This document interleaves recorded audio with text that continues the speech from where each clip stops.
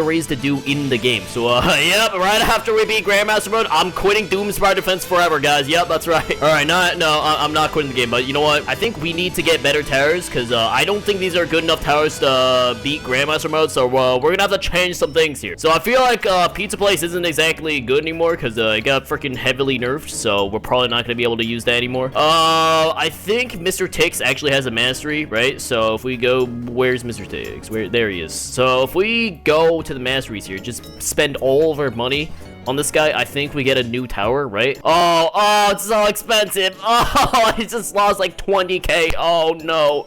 Oh, I'm broke. Okay, that's not good. Okay, I guess we unequip you and then get this guy? Ah, yes, buy for $0. Don't mind if I do. Hell yeah. Oh yeah, we kind of need to get another tower because we can equip 6 towers now. Well, what the freak? What am I supposed to bring? I guess we're gonna bring Pizza Place. I guess it's not gonna do squat, but I mean, might as well bring it, I guess. Actually, come to think of it, I've seen a lot of people use Hyper Laser before, and it's really freaking good apparently because it's insane range. It can pierce a bunch of enemies. So I mean, I guess we can spend all our goddamn money on this. Oh my god, there we go. $5,000 ruse. Oh, I had like 30,000 bricks before. Now I only have 10k. Oh, I'm fricked. All right, now the other problem is we have to pick who the hell gets in our game. We have a lot of people here that kind of want to join us. I guess first things first, we have to decide what map we want to do, right? Apparently, we have to pick a normal map. It can't be like an easy map like Classic House or something. We have to pick a normal map. And some people were suggesting a bunch of random maps. I think one of them was Graveyard and Glass House, whatever the hell that is, or wherever it is. Oh, Glass House. Here we go. I mean, that looks like a pretty good map. I guess. I mean, we could. Yeah, I guess we could do Glass House. If it looks good, then it probably is good, right? Okay. Well, I guess we'll click start and hope we get some good teammates with us.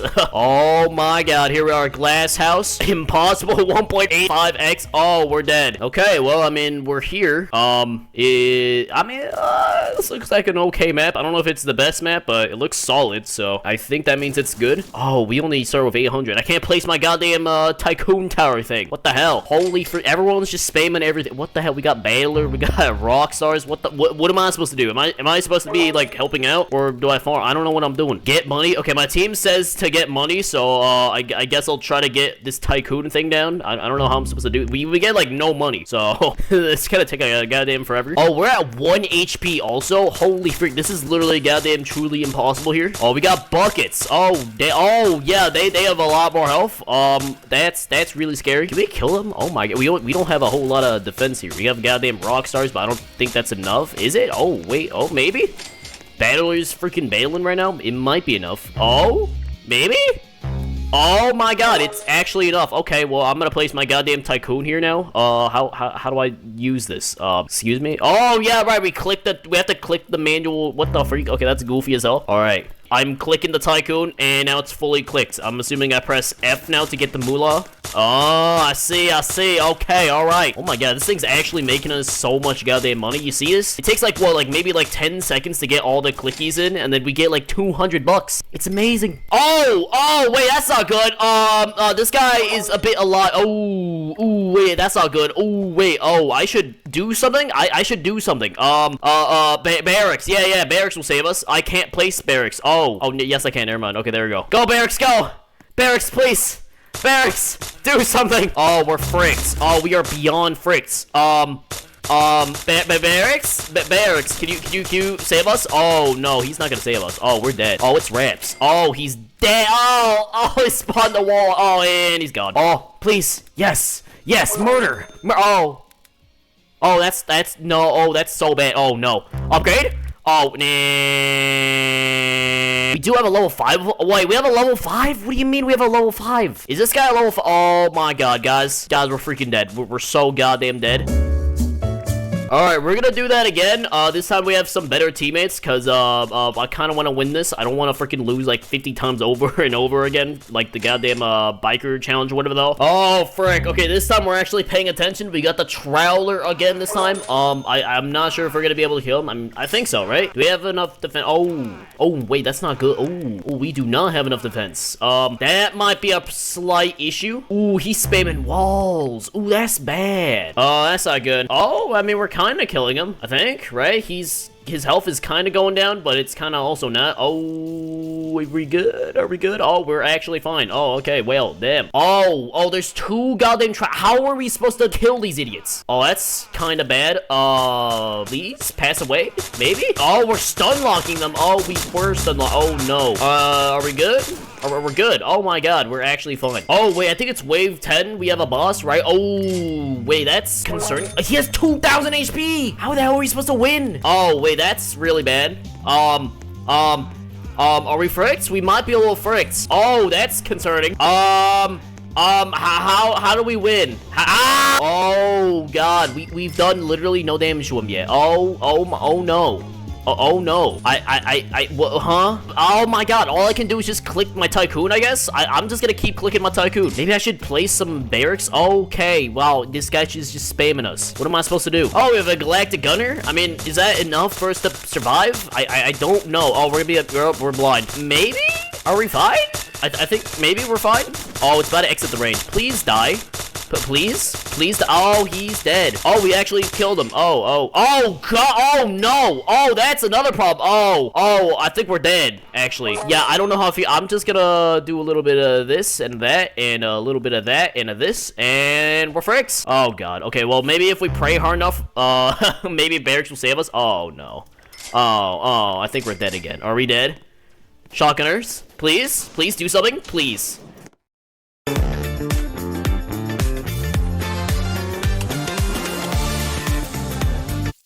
Please.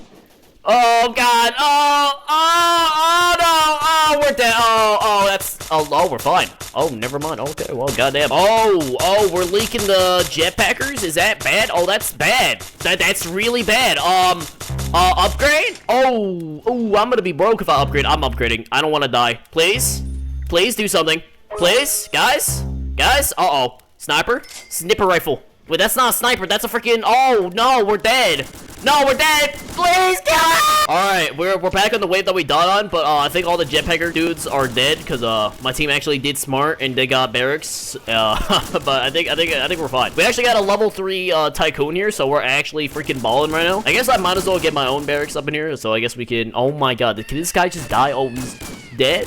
He's dead. Oh, well, damn. All right, got barracks, and then we upgrade twice. Oh my god. Oh, we're gonna win. Holy crap. Oh, they're stealth. Oh, never mind. I take back everything I said. What in the clown? What the freak? Oh, those are clowns. Oh, okay. Oh, what in the spawner guy? Oh, he placed down a spawner. Oh my god. Okay, well, that's.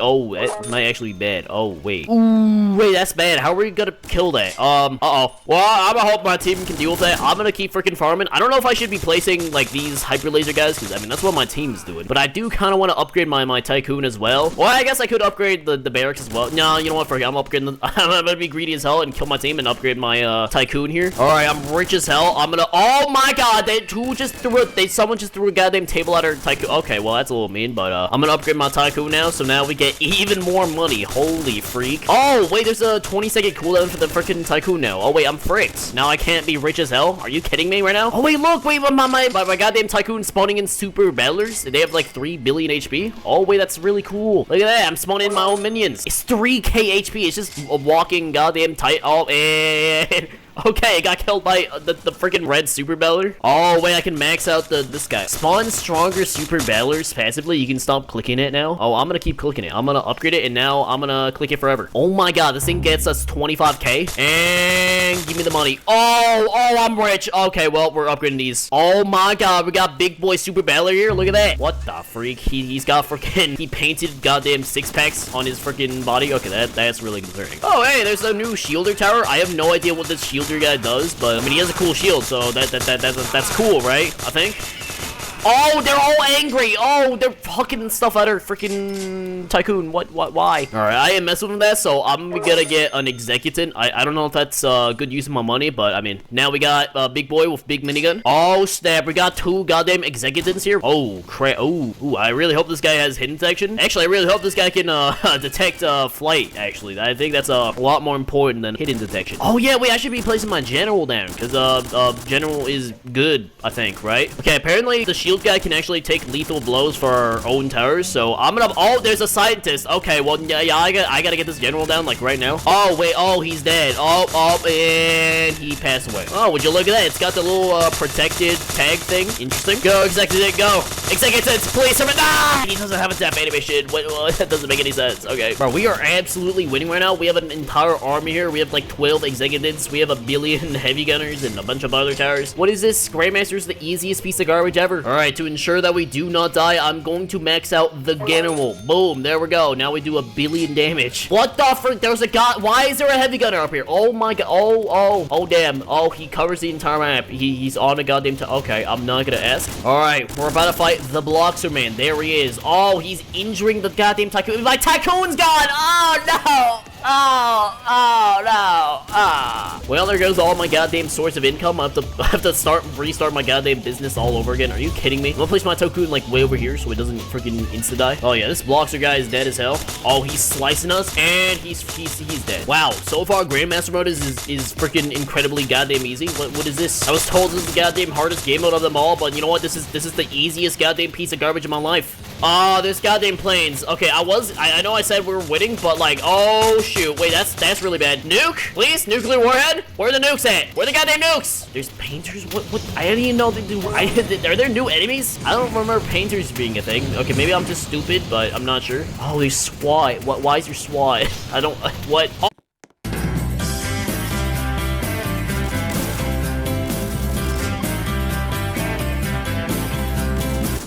Oh, wait, it's wave 50. Okay, we got Builders Club here, but we're kind of killing them, I think. Where are they? Oh, they went into a hole, but where'd they go? Oh, there they are. I don't know what they're doing. They're kind of slow, but we're kind of just deleting them right now. Yeah, they're kind of dead. I'm going to place all my towers so we don't die. Yep, the Builders Club is dead, and that's a frustrated wall that doesn't work. Okay. All right, there we go. Oh, what?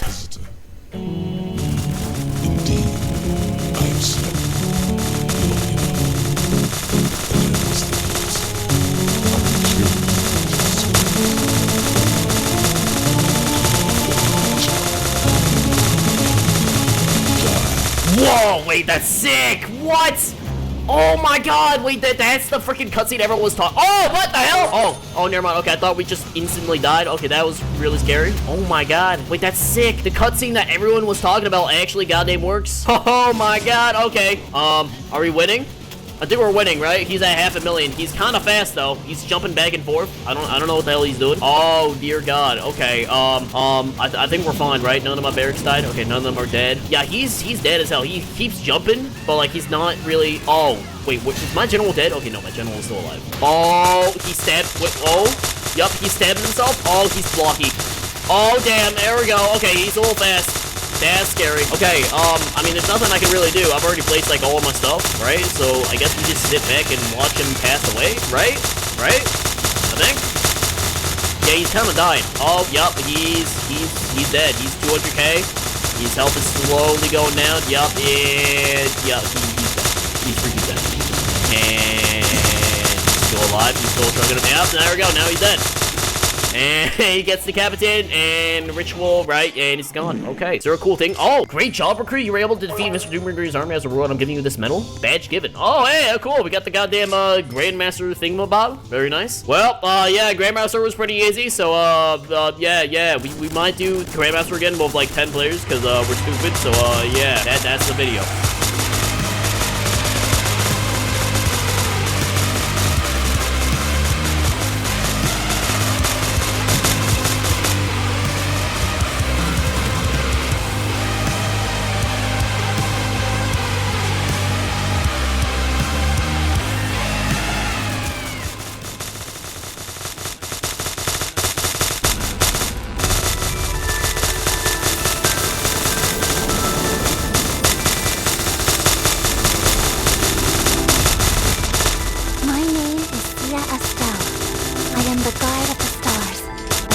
Of the constellations.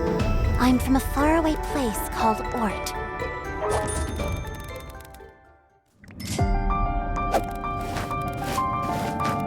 Antares! Antares! I have never played Fortnite, but we're going to be playing a lot of it today, so buckle up. If I am going to get cracked, then I should probably download the game. Wait, what's an epic launcher? I just want to play Fortnite. Luckily, this endeavor won't break the bank Remember when Pokemon sent me every single one of their Gen 5 sitting cuties for me to rank? Turns out they really liked that video. So much, in fact, that they said, "Hey Jaden, awesome video. Why don't you come to Japan to watch the Pokemon 2023 World Championships? Our treat. You won't have to pay for your flights or hotel or nothing."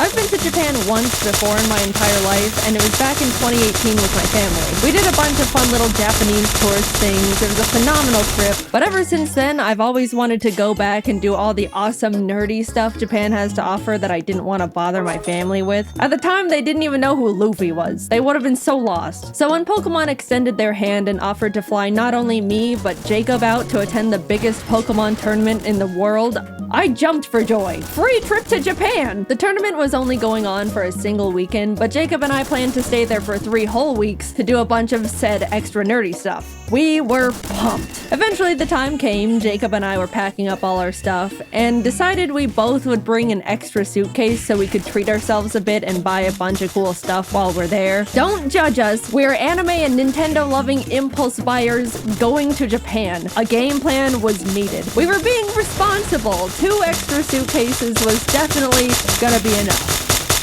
Yep, equipped with our extra luggage, we headed off to the airport. Pokemon straight up gave us business class seats. We didn't ask for them or anything. So when we boarded, we realized we had the seats where you could lay down. There even was some sort of seat divider that acted like a car window, so I could roll it down and bother Jacob whenever I wanted. Quick little 11-hour flight later, and we were in Japan. It was time to have the best trip of our lives.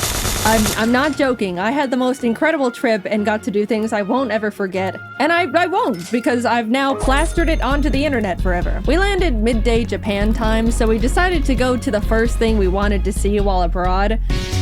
Japanese McDonald's. I couldn't order anything except fries, but Jacob and I both dropped our jaws when we saw something called the Double Big Mac on the menu. I thought Americans already went big with the Big Mac, but Japan did the impossible, just to send a message. What a magical place. Let's begin with the next morning. Pokemon planned a bunch of cool stuff for the creators and partners they flew out, beginning with a group field trip to the Mega Tokyo Pokemon Center. Jacob and I woke up early for it and missed the bus they had for us.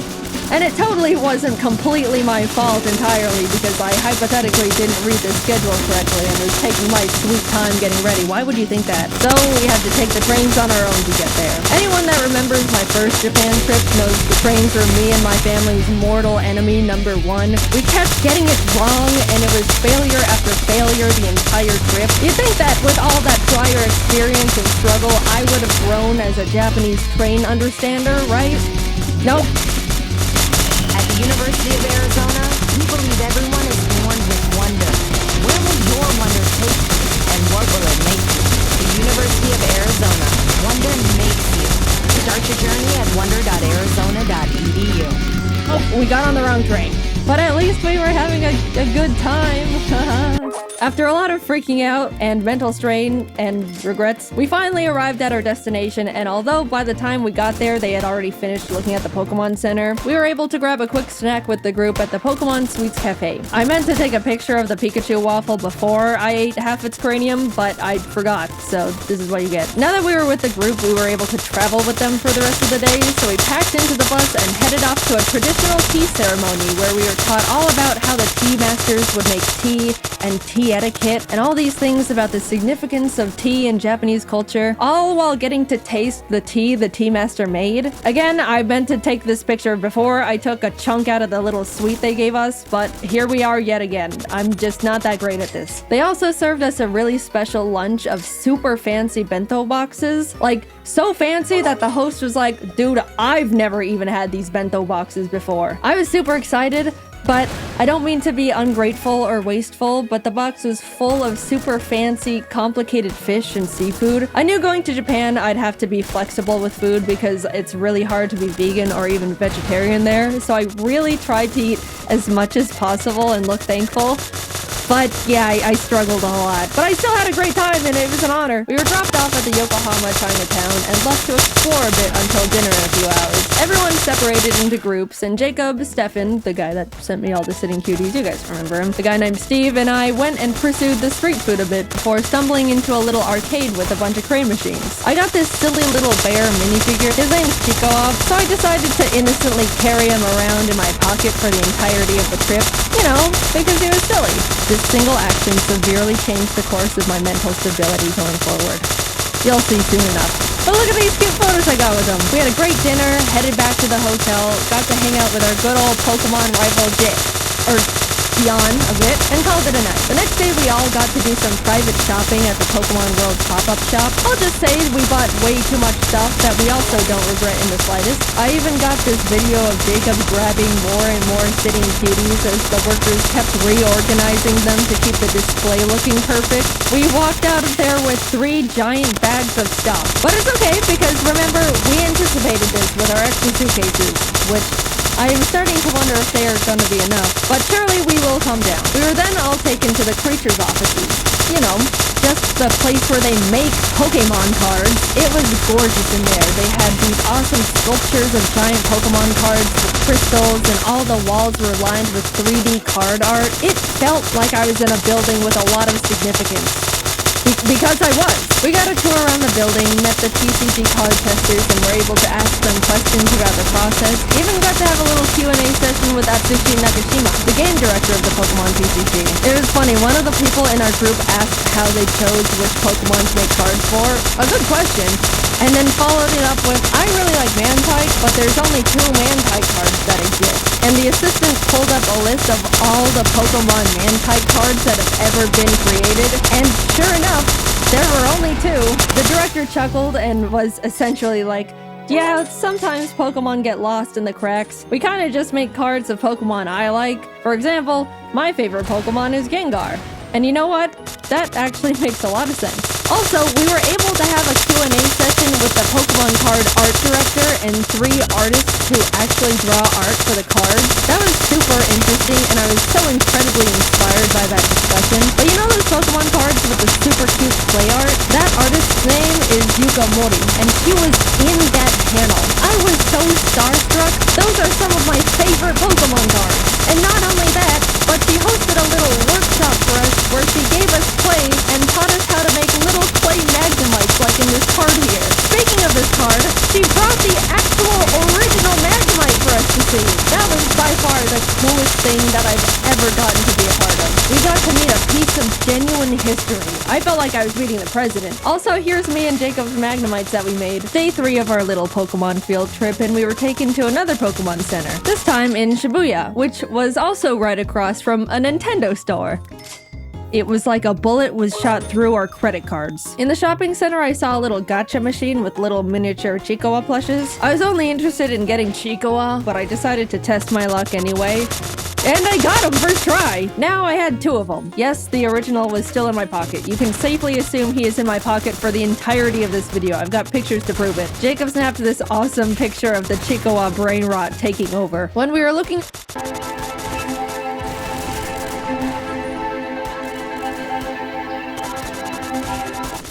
When we were looking around in the Shonen Jump shop, a little Japanese boy pointed at Jacob and went, Sanji-san, before his mother quickly yanked him away, and I still to this day laugh at that interaction. Poor kid saw his first blonde guy in real life and immediately thought it was Sanji. Later that day, we also got to attend the Pokemon Symphony, where a live orchestra played Pokemon songs, and it was absolutely incredible. Video game orchestras are so cool. It always tugs on my heartstrings to see video game music transformed into such a beautiful new art form. Highly recommend attending one if you have any favorite games or franchises. On to the first day of Worlds. It was exciting, people flooded into the venue, we watched the opening ceremony in the crowd. Just wow. This is the whole reason why we're here. We went back to shopping. Look at this cute little Chiikawa book I found in a nearby bookstore. At this point, we were absolutely pushing it in terms of luggage space, and we were day 4 into a 2.5-week trip. Our shopping sprees until this point were very not frugal, so we cut our losses and bought 2 extra extra giant suitcases to fit everything better. Okay, we knew we were gonna need extra suitcases. Getting a few extra couldn't hurt. Look, the flights were paid for. We were still saving money at this point, I think. That's my rationalization. I'm going with that. Also in the mall were tons of Pokemon monitors straight up playing the World Championship. TCG, Pokemon Go, VGC. Japan treated Worlds like it was the Super Bowl. And it was just so cool to see one of my main interests so culturally celebrated. People of all ages would stop by to watch for a bit before going back to their shopping. I can't explain it, but it just made me very happy. We even got to see Wolfie live on the monitors. How'd he do? He did great. Don't worry about it. Nothing happened. Look, we were just happy to see our friend on the Pokeball screen. Proud of you, Wolfie. You're so cool. The second day of Worlds was hype. So hype that we left Yokohama and flew to Osaka. I haven't mentioned it yet, but we actually got tickets to see the one and only Hatsune Miku live in concert. The real ones know how huge that is for me. I want to talk about how life-changing that was, but I'm gonna make a whole separate video about that experience I'll be posting next. All I'm gonna say is it was the best day of my entire life. By a lot. Subscribe now before you miss it. Just saying. I will mention we did have to take the train to get back later that night and got super lost again. And we never get better at it. Don't expect anything to change in that regard. We did finally get back to Yokohama, crashed for the night, and had a nice slow morning as we got ready for finals later that day. To any One Piece fans who are caught up, we were in Japan for the One Piece anime episode. You know what I'm talking about. 1072. We were able to turn on our hotel TV and watch it live. And that was so cool. I don't talk about how much I love One Piece much, mainly because it doesn't really come up. But One Piece is peak, and it was an honor to be in Japan at such an iconic part of the manga and anime's history.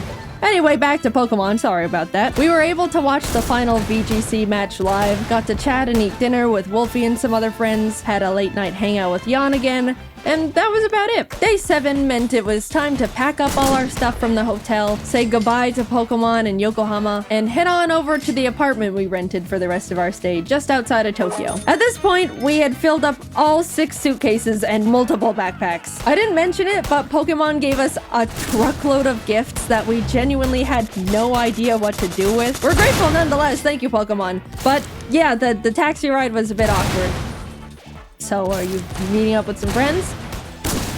No. After we got situated in the new place, we decided to look around the area and grab some lunch. And I gotta say, the little hole-in-the-wall restaurant Jacob found was some of the best ramen I've ever had, ever. They even made it vegetarian for me, which was extremely kind of them. Food modifying is a bit tricky in Japan compared to the States, so I was very, very thankful. And it was delicious! We then proceeded to do absolutely nothing for the rest of the day because we were exhausted from the trip so far. I haven't mentioned absolutely everything we'd been doing on the trip because it would be a lot of, first we did this and it was cool, then we did this and it was cool. Even though it was such a pleasure to be invited, I was so dead and definitely looked super not approachable or friendly to the rest of the group by the end of it. Sorry, guys. But neither time nor Japan stops for anyone, so we had to keep on chugging along. There were a bunch of friends we wanted to see while in Japan, and one of them was Connor. He wanted to take us to what he deemed his favorite Italian place ever. I asked if it was like fancy Italian, to which I was given the answer of no. So we get there, having a great time, and suddenly we realize Junichi Masuda, the director of Game Freak, is there having dinner. Not a fancy dinner, my ass! I then look down to see the Freddy Fazbear FNAF t-shirt that I am wearing. Not the best Jane moment to exist, but hey, what can you do? The food was phenomenal, though. I already mentioned the best ramen I've ever had while on the trip, but this was genuinely the best pasta I've ever had in my entire life. Maybe even a top 3 meals ever for me. I don't know what the other 2 would be, but that Connor place is definitely up there. The next day, we went to the One Piece store in Shibuya and bought a lot of stuff because there was a lot of topical and hype things in there, as you could imagine. If you don't get it, go catch up and come back. Don't worry, it won't take too long. My favorite character is Mihawk, but out of all the stuff the store had to offer, there were only a few stickers and a single keychain from Mihawk. I'm still mauling about that one. I just want more Mihawk. Is that too much to ask for? Even this guy got better merch. The world's greatest swordsman deserves better.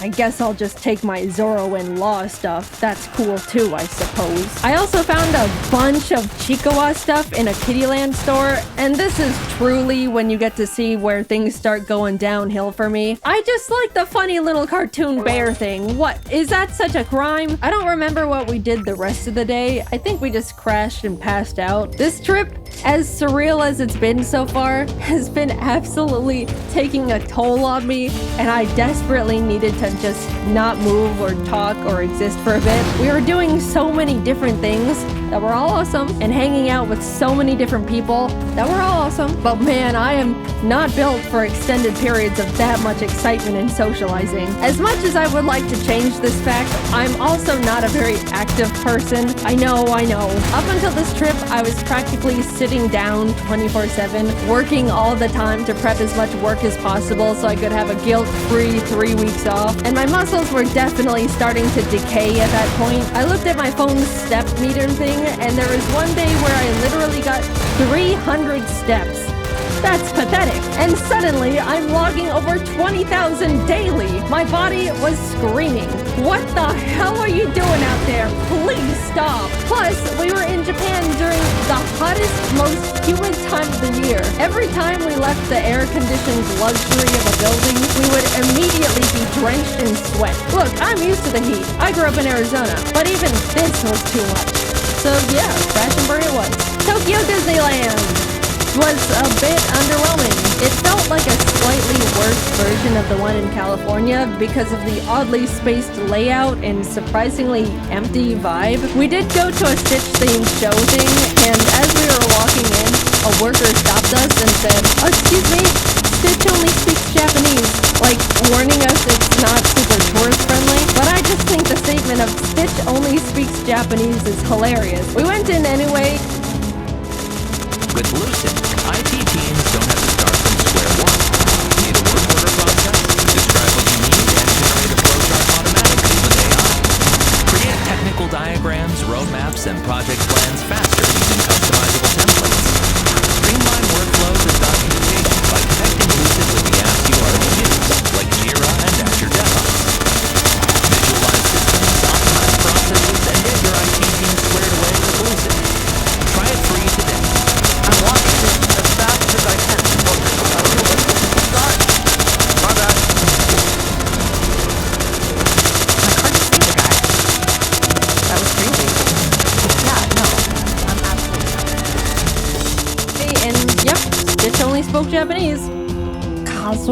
Yeah, overall, it was not the best thing we did, but apparently, I didn't know this, Japan has two Disneys, Disneyland and Disney Sea, and we went to Land, which is unanimously deemed the worst of the two. So, oops, better luck next time. Jacob and I took 2 more rest days where we just turned to ash, then up and at 'em, back to Osaka we go. This time, we went to an Eve concert. Besides Katsune Miku, the Japanese band Eve is the only other concert I've said I wanted to go see. I love their music videos they have for all their songs. It's always such beautiful animation. And by the way, they're the ones who sang the season 1 Jujutsu Kaisen anime opening thing, if you're lost. Earlier in the trip, Jacob just so happened to look up if they were doing a concert while we were there, and lo and behold, they were. He got some totally not scalped tickets, which turned out to be a super complicated process, so thank you, Jacob. You're the bestest friend I've ever had. Thank you for going through the trenches for silly old me. Anyway, the concert was so incredible. The atmosphere was fantastic. They had awesome visual effects going on. The glow bands a lot of people bought were perfectly synced to the music and colors on the stage, which really enhanced the experience. The music was great, which, I mean, of course it was. That was the whole reason we went in the first place. I talk about it more in the upcoming Miku video, but Japanese encores are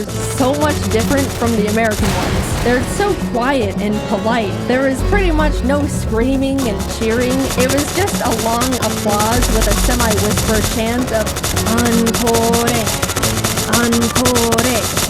And they also made us wait like 5 minutes for them to come back out. My hands were getting itchy just from clapping so much. That's how long it took. And then when they finally came out, they ended up doing like 5 extra extra songs. I mean, I'm not complaining, but after the fourth time thinking, man, that was a great last extra song. Well, time to head home. Wait, another? It starts getting a bit comedic. This is just a side tangent, but Jacob went off to use the bathroom before the show started and came back 10 minutes later like, dude, this is crazy, but it took me a bit longer to find a bathroom because there were so many extra women's bathrooms, which is like, whoa, that's actually so smart. There's always such a huge line for the women's bathroom compared to the men's in any scenario. I was just shocked Japan was like, okay, then we'll make more women's bathrooms to fix that problem. Like, it was so simple. I know in America it would probably turn into a stupid political thing, but it made me so happy Japan just implemented such an obvious and straightforward solution so easily for the gals. The next day, we headed over to Universal, which was hands down the best amusement park I've ever been to. So they can do amusement parks well. First of all, Universal Japan is way more anime and manga focused than the ones in the States, which made it instantly more engaging for me. Jacob and I both agreed we would window shop for the first part of the day, and then buy all the things we wanted as we were leaving so we wouldn't have to lug around a bunch of bags all day. But we immediately saw a little one-piece shop and cracked. We just wanted to wear these one-piece headbands. That's rule-breaking worthy. We also got some towels because, surprise, surprise, it was freaking hot. I know I've been complaining about the weather here and there, but my lord, it was miserably scorching. Japan has such a big culture around staying cool while outside, and I totally get it now. People would be walking around with little fans, ice packs, towels. A lot of women had parasols. I'll say, if we didn't get those towels, we probably could have passed out from heat stroke that day. Later on, I even ended up getting another towel. It was a cute Pikachu one, but I got it mainly because it was a cloak design. After soaking that thing in cold water and putting it on, my body temperature instantly lowered like 5 degrees. However, that meant I was walking around the park looking like this. Back to the awesome stuff. We did a bunch of attractions like watch a fun 4D Jujutsu Kaisen show where the seats move around, went on a super cool 3D VR Spider-Man ride. We tried to cool down by going on a Minions thing called Freeze Ray sliders that claimed to cool riders down with a blast of chilled mist from a giant freeze ray. But we got on and absolutely did not even touch a drop of the mist because it never ended up getting in range of our cart. That felt like an actual tragedy at the time. There were a few big roller coasters we wanted to go on, but I get super motion sick and forgot to bring nausea medicine, so no roller coasters for us, but I shall return one day. The park, of course, had a bunch of cool themed restaurants, one of them being a super cool One Piece restaurant. Did I mention I like One Piece? There also was a special Sanji one, but we didn't know you needed a reservation, so it was awesome though, I love One Piece. After a few hours of rides and being broiled alive, we decided to fully cool off by going on the Jurassic Park ride. Welcome to the XL world of Shakalicious Gummies. Bigger, more fun, and definitely more. To fully cool off by going on the Jurassic Park ride. That's just giant splash mountain with dinosaurs. We cooked in line for probably a solid hour, and as soon as we were literally stepping foot inside the ride, it started pouring rain. Now that's just not fair. I don't even understand how that happened, but whatever. We started buying all the stuff we window shopped for as we waited for the One Piece live show to begin. Again, please refrain from judging. I am being vulnerable and open here. By the way, as we were walking around, we stumbled onto a little Mario-themed show just out in a courtyard area. They played some fun little custom songs and had all these dancers alongside the mascots. And then out of nowhere, they started absolutely blasting the crowd with like gallons of water. I didn't even see it coming. It was like firefighters showed up to put out a giant fire, except the fire was a bunch of Japanese people. The time came and we got to file in for the special One Piece live show, and even though Jacob and I didn't understand a single part of it because it was all in Japanese, it was awesome, and the costume design was phenomenal. It was a bit unfortunate though, because the seats were all in like a half circle formation around the stage. As much as they tried to make the show enjoyable from all angles, it was pretty hard to see the main things going on in the center. My only true complaint though is that Zoro didn't come to our side at all. All the other characters rotated around so we could see them, but Zoro only did it at the very end to take a bow. Also, Mihawk being included was nice, but it's okay. By the time we got to enter Nintendo Land, it was like 9 p.m. We got up at 6 a.m. by the way, so we pretty much just rode the Yoshi's Island ride they don't have in the States and headed home because that's all the energy we had left. But even just seeing that, it was miles better than the one in the States. Also, we picked up a little dinner at the 7-Eleven near our hotel. 7-Eleven is actually awesome in Japan, by the way. And they had a few little Chicoa plushie keychains, and I bought them. Just being transparent here. We woke up early the next morning to catch our flight back to Tokyo and hurried over to the Kirby Cafe. Emily actually booked the reservation for us. She was meant to also be there, but she was only able to get 2 seats and gave them to us as a gift. Emily, I will always be indebted to you for your sacrifice. The cafe itself was so well decorated with all these little Kirby things, and the menu was adorable. I got the star curry and a magical little fruity drink with a Kirby marshmallow that triggered my cute aggression. Jacob got the pizza and a Kirby burger, but since he made modifications, the staff asked him to not post a picture of the burger to the public. Like, they didn't know he was a content creator or anything. I guess they just didn't want the public to see a naked Kirby burger. We also both got desserts. I already decided I was going to consume the Kirby. The presentation was beautiful. It was literal art on a plate. Taste-wise, it was decent. The body was some sort of gelatin, which I wasn't too crazy about, but the rest was super tasty. I did my best, but he ended up looking like he was in a horrific accident when I threw in the towel. The cafe also has a special little private store connected to it. And yeah, what you expect happened definitely happened. We left with full bellies and bags, continued to look around the shopping center the cafe was connected to, and ended up walking into a gacha store. I am about to be very vulnerable with you here. This is one of the lowest points of my entire life. Please don't think too much less of me after what happened in that gacha store. So I walk in, spot Chiikawa, beeline it to the machine, obviously. Like I mentioned before, I'm only interested in Chiikawa, so I was only playing for him. But by the cursed luck of the gacha gods, I just could not get him. I was going back and forth between the machine and the coin exchange, getting multiples of every other little guy, but no Chiikawa. I could feel the workers' glances at me, probably because the desk they were standing behind was right next to the machine I was grinding. But after way too much money, he dropped. I got my well-earned, horribly priced at that point, Chiikawa. I then started looking at all the other machines, putting some coins in a few here and there, until I stopped at one that had a line of animals playing band instruments. They were very silly, but there was a little pigeon holding up cymbals, and I really wanted to get him for Jordan and Kelsey. In went the coins. Tiger, elephant, fox. It was happening again. Everything except the one I wanted. Which I know more or less that's the luck with gachas, but it was getting to the point where I was getting surprised the pigeon was dodging me as much as it was. Surely the next one. What? Eventually, I had to go back to the coin exchange, and as I was about to put in more money, I saw out of the corner of my eye one of the workers peek out and take a look in horror at all the gachapons that were sitting at the top of my bag. They then raised up their hand and said something in Japanese while shaking their head, and I knew in my... Introducing Mrs. Myers for pets, because personal space is overrated.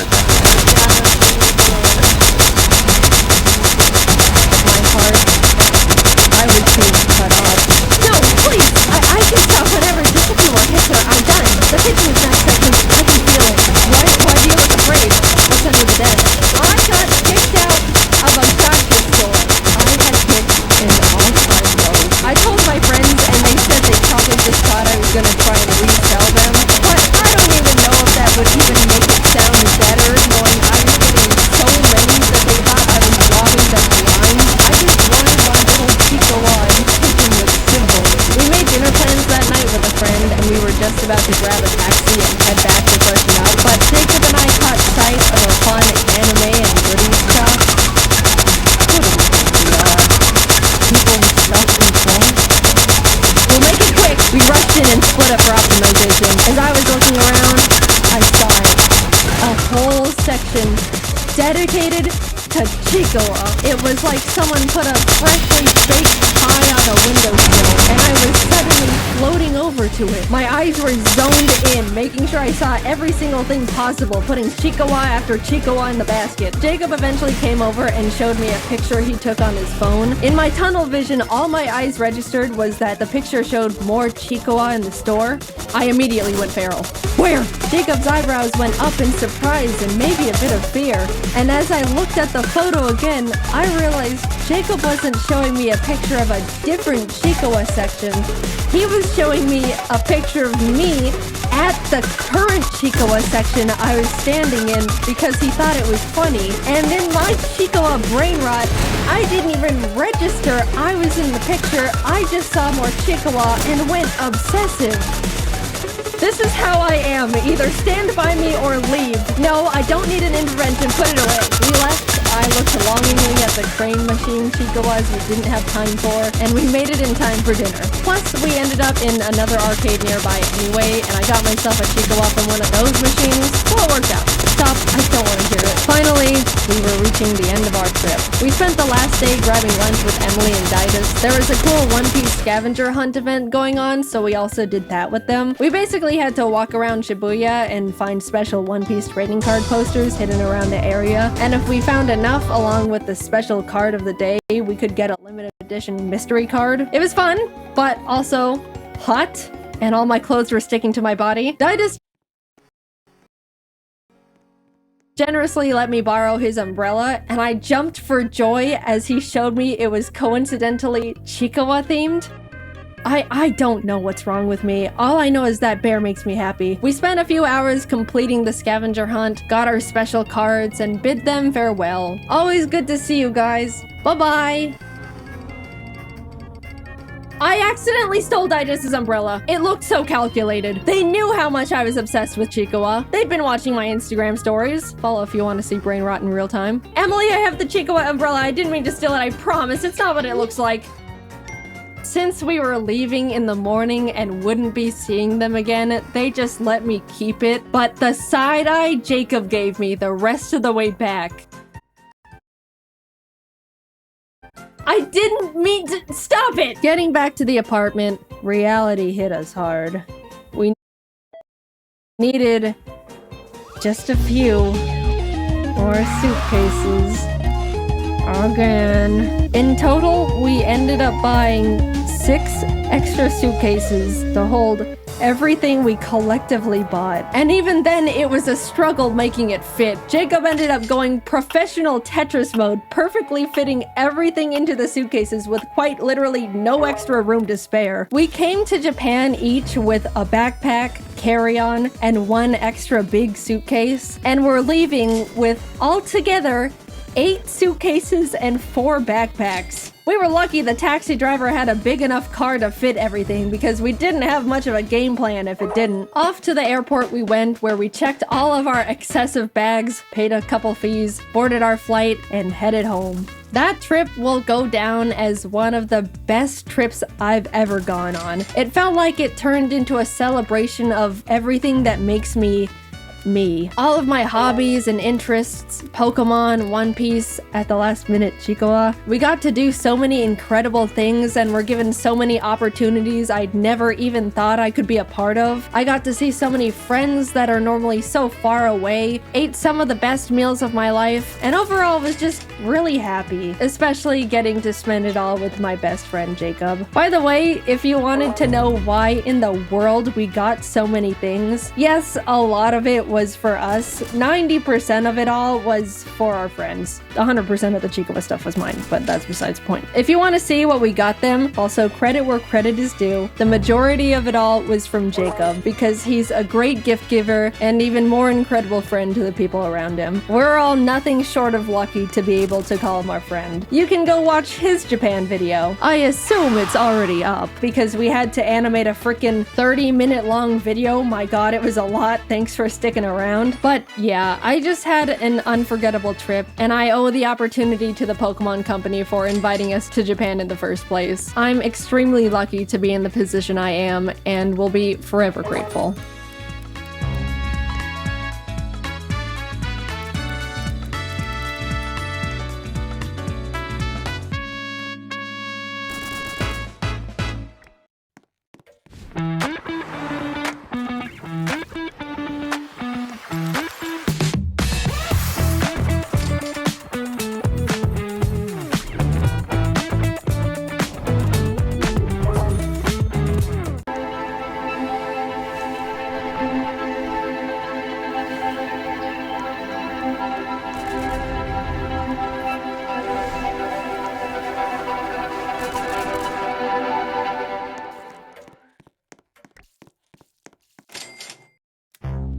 of you may have heard, but a while back, Jacob and their team created a little something called Pokemon Too Many Types. It's just a normal game of Pokemon Emerald, but you might notice some things are just a little bit different. Everyone has talked about how chaotically fun this game is, and I finally found the time to play it myself. Let me tell you, everyone was right. This was the most insane, backwards, chaotic playthrough of Pokemon I've had in quite some time. Professor Birch is being mauled by a dog in the grass right outside my house for the millionth time, and after digging around in his stuff, I helped myself to a Poplio. But not just any Poplio, for you see, this one is silly. Obviously, I blast the Angie Poochyena to smithereens, and with that, have now earned the freedom to explore the world on my own.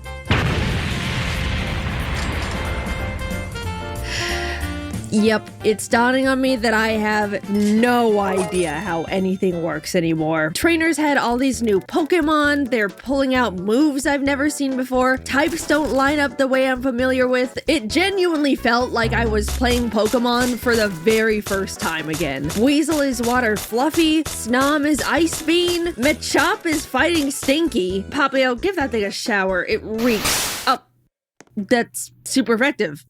I suppose that makes a lot of sense. Going into this game, I decided not to look at the type chart at all, which by the way looks like this. I'm gonna have to unfortunately use my brain and logic to figure out how to win every single battle until I'm the champion, which may be a bit trickier than you would even guess. For example, this Impidimp. He has now been turned into a dark gamer Uno reverse type. Naturally. I figured gamer might work similarly to the Stinky type and be weak to water. That makes sense, right? Alright, well, look, I didn't make the game, alright guys? I'm just figuring out the riddles. However, let's see what gamer has to say against water type. Take a shower. What? It's got... What? So here's the logic you gotta think about. Not only is it a gamer type, it is an Uno reverse gamer type. Oh! Yeah, of course. Yeah, as much as I might think I know how things would work, you're gonna witness that it doesn't always pan out the way it seems. I scooped myself up a Krabby, which, as you can see, is no longer water type, and entered the Rustboro Forest only to be challenged by a Team Aqua Grunt with a single Snow Runt. I wasn't worried until I realized the hard way that despite its silliness, Poplio still doesn't like grass, and crabs don't mix well with ice. Wiping this early in a Pokemon game is genuinely so humbling, and I don't like it at all. Honestly, I didn't even want to tell you that it happened in the first place, but we run it back because this isn't a Nuzlocke, and my little pets are perfectly healthy after being dunked on. This time, we send the grunt hightailing it back into the bushes. Despite feeling dumb and stupid and pathetic for wiping to a level 9 Team Aqua Grunt with one Pokemon, I waltzed into the first gym with my chest out like I earned being there. As most of you know, Roxanne is typically a rock type trainer, but she's now studied the ways of the ancient type Pokemon, which I didn't think would be much different until she completely steamrolled me.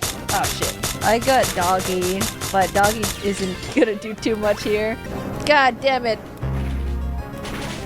Waste of a turn. No! Well, Hurlaleap is crazy. Sus ancient grass type? How was I supposed to predict that one? What even is that? Now aware of the threat she had in her back pocket, I was able to navigate the rematch with Krabby the Fossil Killer, earning us our very first gym badge. Also, Geodude is boring ugly rock. I just wanted to share that one with the room. We took a nice boat ride over to Dewford where we got to meet lots of new friends in the local cave like Clink, the Prime Steel Guys, and Sableye, the gamer, who has a little bit of an Easter egg attached to it. Someone just pointed something out. Okay, will you trade? Yeah. God. Will you move? Yep. You see the accident right there.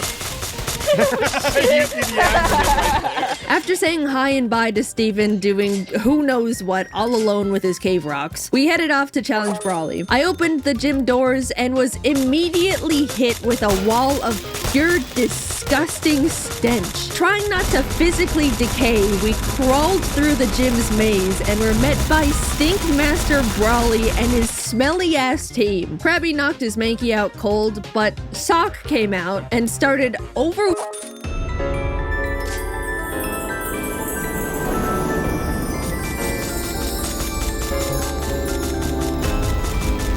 My name is Sia Estelle. I am the guide of the stars, the guardian of the constellations. I'm from a faraway place called Flight.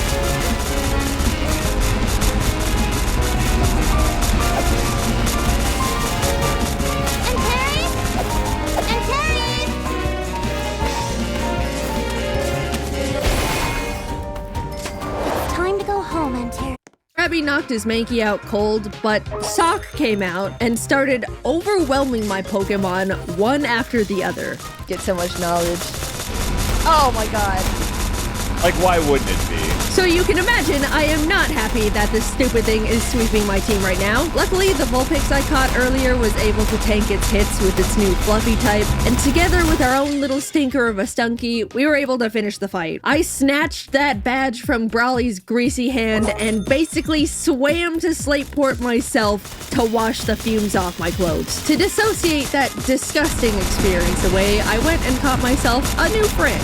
A ground friend, to be specific, as well as a little fluffy Stuffle. We also got to kick out Team Aqua, who was holding the poor Slateport museum lady hostage with a gun. Thank God they were only armed with a harmless water gun horsey, because I do not want to know what dealing with an actual threatening gun-type Pokemon would even look like. Battling more trainers on the route up to Mauville got me back into the mood to take on the third gym, so I shoved Wally out of the way and headed up to Watson. Things started off normal, but quickly spiraled out of control because after Sableye beat up his Porygon, Watson immediately brought out his ace. You know, his famous star Pokemon, Whimsicott. And this thing just starts spamming its new move called Hype Train. Yep, Watson specializes in prime type Pokemon, which would definitely be a funny little hint hint, nudge nudge if I was streaming this on Twitch.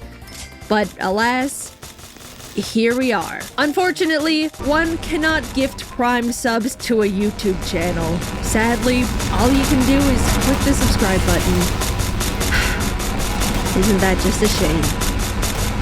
Well, whether you click the button or not, I got wrecked by this cotton ball. Hype Train works the same as Rollout, where each consecutive use gets stronger and stronger, and this Whimsicott must have had some sort of aimbot on, because it didn't miss a single one. It literally demolished my team the second it stepped onto the battlefield. I was also a bit unprepared and forgot to level everyone up, so let's just forget that fight even happened. Like, it wasn't even fair, so it doesn't count. Round 2 was where the real action was. This battle was much more neck and neck. Knowing what Watson's tactics were going into the fight, I was able to play around it much more easily. Jaden doesn't fall for the same charade more than one time. I'm like an AI learning machine, alright? I never lose the same fight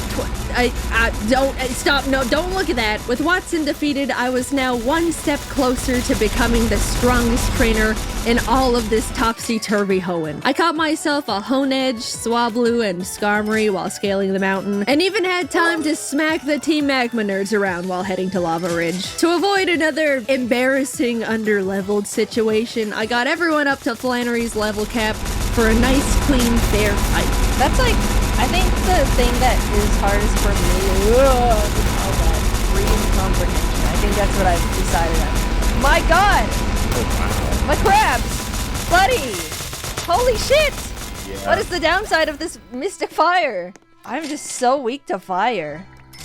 And warm hugs. Do I have to wipe to every gym? Flannery.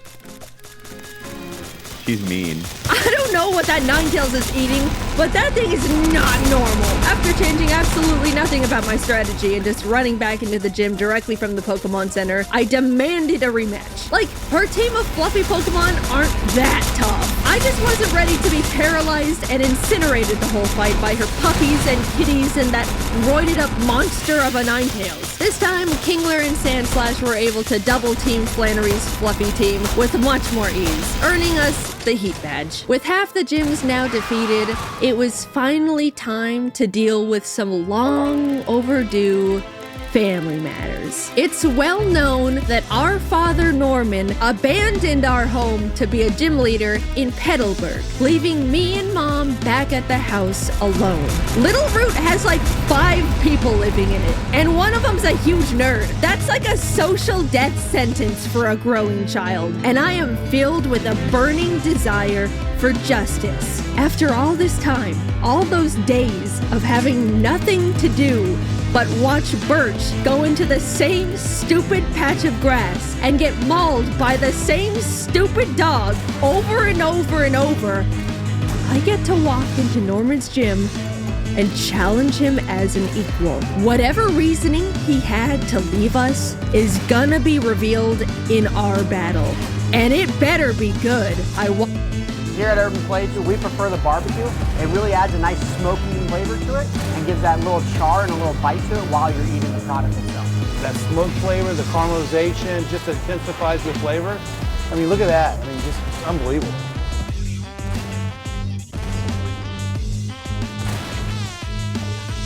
Walked through the doors, the air was weird and tense. Each trainer I battled looked at me like they already knew exactly who I was and shifted their glance away out of embarrassment, shame. What is going on here? Not even the helpful gym guy had anything to say to me. He wouldn't even tell me the type theme of the gym. I burst through those final doors to find Norman looking out his windows at the horizon. He's been waiting for me. All right, you ready to fight Norman and his very fun and normal gym? Have you not picked up on it yet? I haven't picked up on anything. I say just keep going. What is he gonna do? What Pokemon do he have? Floatzel? Okay. I don't get it. What is this riddle? I'm just watching. Glomp? Is it because he's only using attacks that are cute and family-like? No. Lopunny. He can't be a fluffy trainer. That was what Flannery was. Puddle Slam. No. Fluffy furry. He said, is he a furry trainer? Yes. Norman. Can't a man have hobbies? Norman. Look, there's nothing wrong with being a furry. Many of my friends are furries, but to abandon your family to selfishly pursue your passion for Lucarios and Vaporeons and Lopunnies. Norman, how could you? You tore our family apart. And for what? Glomps and colon 3s? Admittedly, his team was too strong for me. The bond he shared with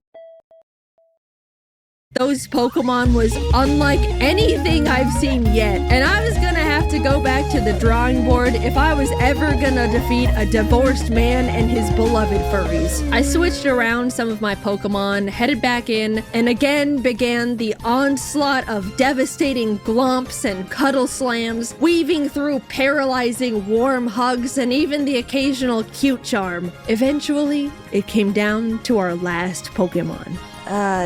Okay. Slash.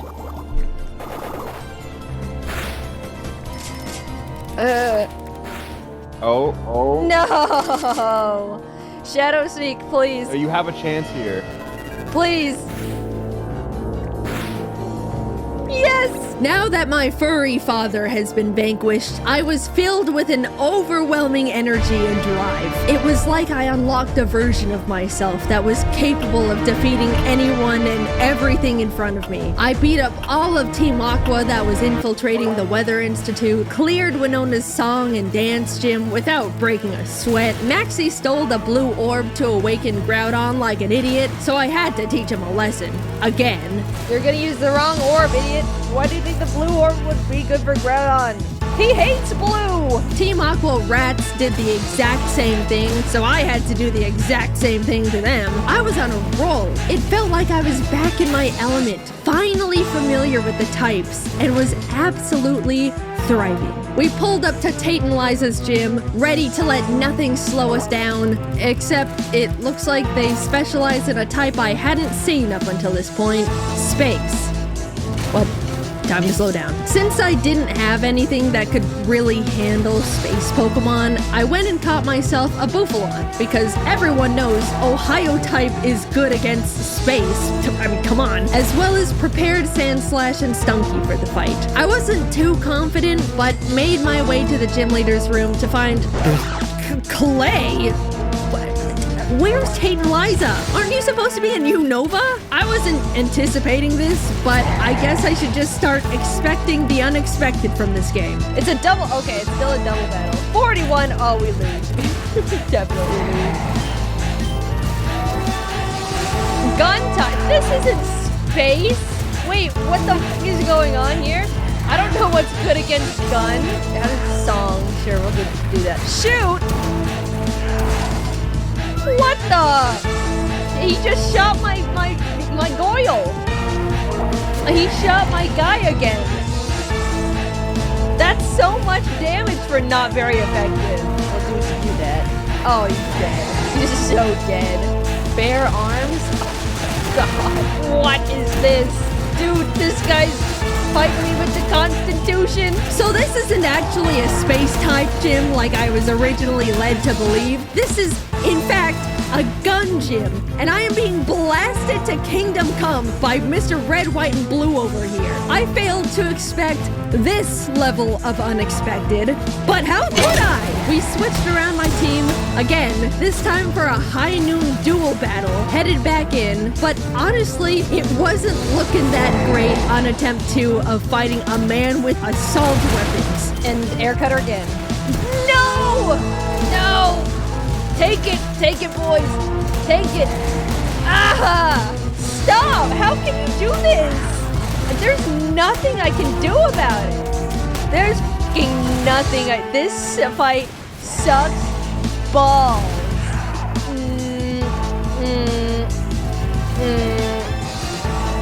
Whatever. I genuinely think this Clay fight was the most out of left field, chaotic, flabbergasting Pokemon battle I've gone through in my entire career as a Pokemon player. I don't think anything Pokemon could create would ever elicit the kind of shock and despair I felt fighting Clay, the Driftvale gym leader, in my Pokemon Emerald game. Okay, I don't think this is enough. Yeah, oh, he went again, sorry. That's so lucky. Oh? Is this it? Yes!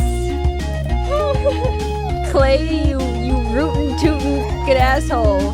I'm not talking to you. Get me out of here. I basically crawl out the gym with my badge like I just got out of a fight with Wile E. Coyote, because I basically did, and now I gotta go deal with whatever commotion Team Magma is creating in the space station. Withered and tired, I walk up the stairs to Maxie and Steven arguing about God knows what at this point. Girls, I'm gonna give it to you straight. I'm having a bit of a day. We all know we're just gonna hash this out in a battle, so let's just cut the chit-chat. Steven, get your ass over here. And after all of what I just went through, you guys are not going to believe what Steven put me through in that cursed space center. Yeah, so the first fight, I went into it unprepared because I didn't know the team Maxie and Friend were packing. So that was a bit of an unfortunate disadvantage. It's alright, we run it back. But this is where things go drastically downhill. Hyper voice. Steven! You're just leaving me in the trenches? Why even try at this point? Thunder? Oh my fucking god, Steven, you idiot. Why do they only go against me? Why do they only go against me?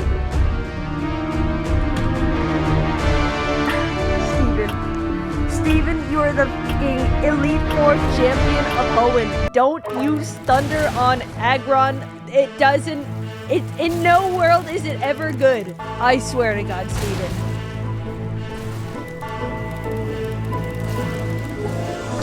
You're actually joking. Steven, you're my guy. I've always had your back. I've been Team Steven since day one. But what in the world was that? This is not the playstyle of the region champion, buddy. Get up. don't talk to me. I need some air. To blow off some much-needed steam, I infiltrated Team Aqua's hideout because Archie apparently didn't get the memo of my threat of a knuckle sandwich if he ever tried to use red on blue Kyogre. Knuckle sandwich is delivered, but unfortunately, too late. Kyogre is already halfway across the Pacific Ocean to go drown Groudon. Can any of you adults do anything right? Hello? Earth to Archie's brain. It's hollow! I scaled the Sky Tower to wake up Rayquaza and rat on the siblings duking it out in the middle of Sutopolis. Off he flew, and after a bit of non-gentle parenting, the two slinked back in their rooms in shame. Yay! Land and sea across the globe are safe once again. If I catch your asses playing with these fucking orbs again, I swear. Even though it was the 8th and final gym before taking on the Elite Four, Juan wasn't an issue. For some competitors, he could have been difficult because he actually ran a full-on crab team. Very intimidating. But I've also got a crab. And my crab is stronger than his crabs, so we won. After all I've gone through, this was the hardest I've had to claw my way to the Elite Four in a long time. But that just means victory is gonna taste oh so much sweeter. I entered Victory Road anticipating an easy dungeon clear, but from the shadows emerged Wally. I've beaten you before, I can beat you again. Holy mo-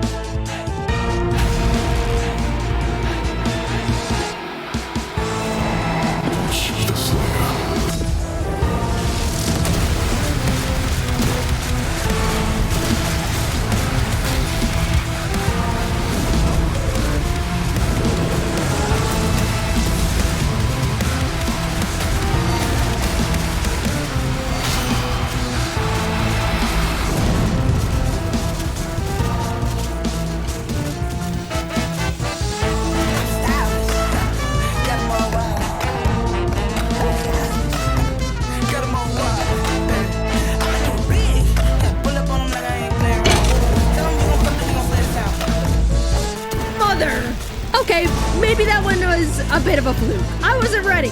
This time, we'll...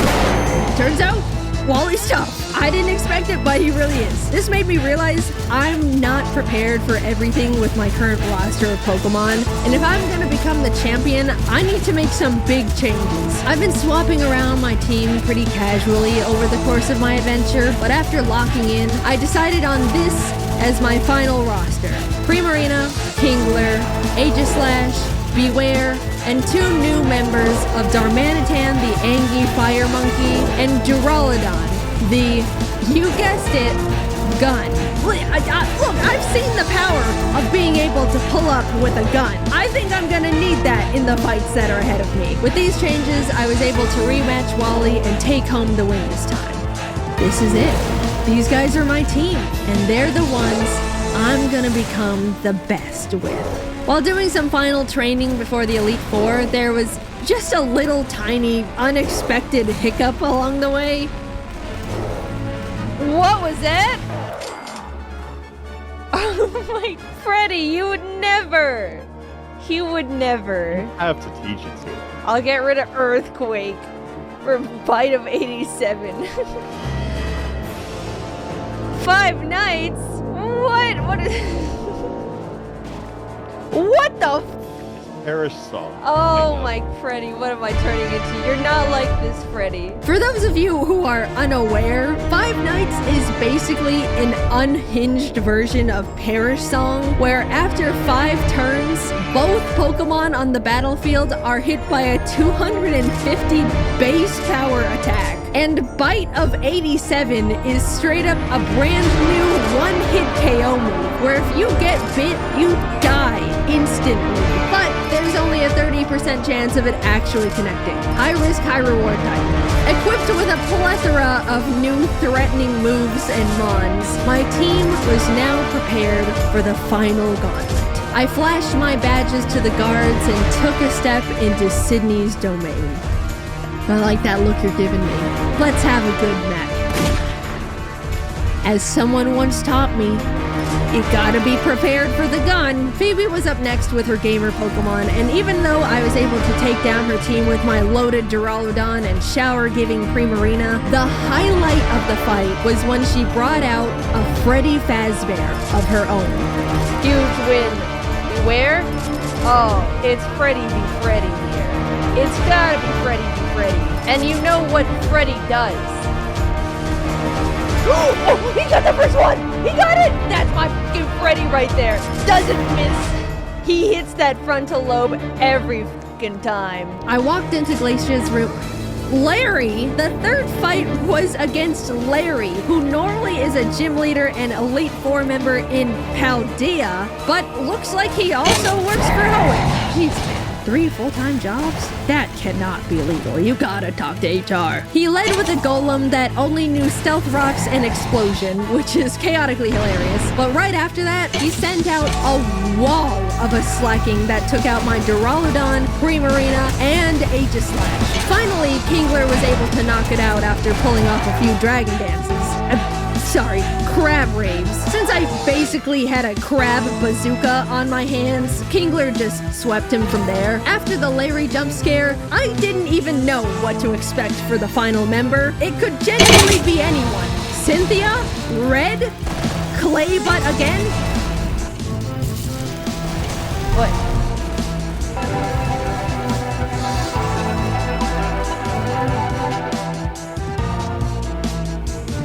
No! You're joking! He's in the fucking vent. No! Wait, I'm facing the wrong way! I didn't know that's what happened. Look a bit from that side, I'll be honest. Not only was I flashed for simply going about my E4 challenge, but Elite Four Sussy Baka and his sus team went dummy mode on me. I'm scared, so I shoot. Oh no! Wait, this isn't good. This thing's gotta go. No, he's faster! What? I thought... No! Where is he? Ooh, nice crit. No, they all bend. Stop venting. I do. No, he avoided it! No, Krabby, I'm sorry! Ah! I was not anticipating a battle where their whole strategy was to hide in vents scattered all over the room, and when they popped out, they hit like trucks. Not even my Five Nights attack could hit them in the vents, which meant I was just getting my own mons attacked by animatronics. Admittedly, we were vaporized. But shut up! There's nothing in the rules about trying again. It's not a Nuzlocke. I refused to call it there because I will not let my legacy end with... Hey, see that girl? She was on her way to become the next Hoenn champion, but she couldn't get past Elite Four member Sussy Baka. Poor thing.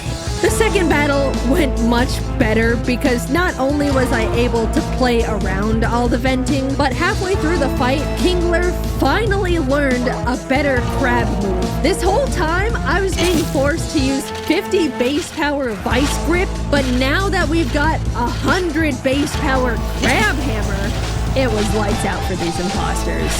And with that, it was time. All that stood left in front of me was the champion. Lawless.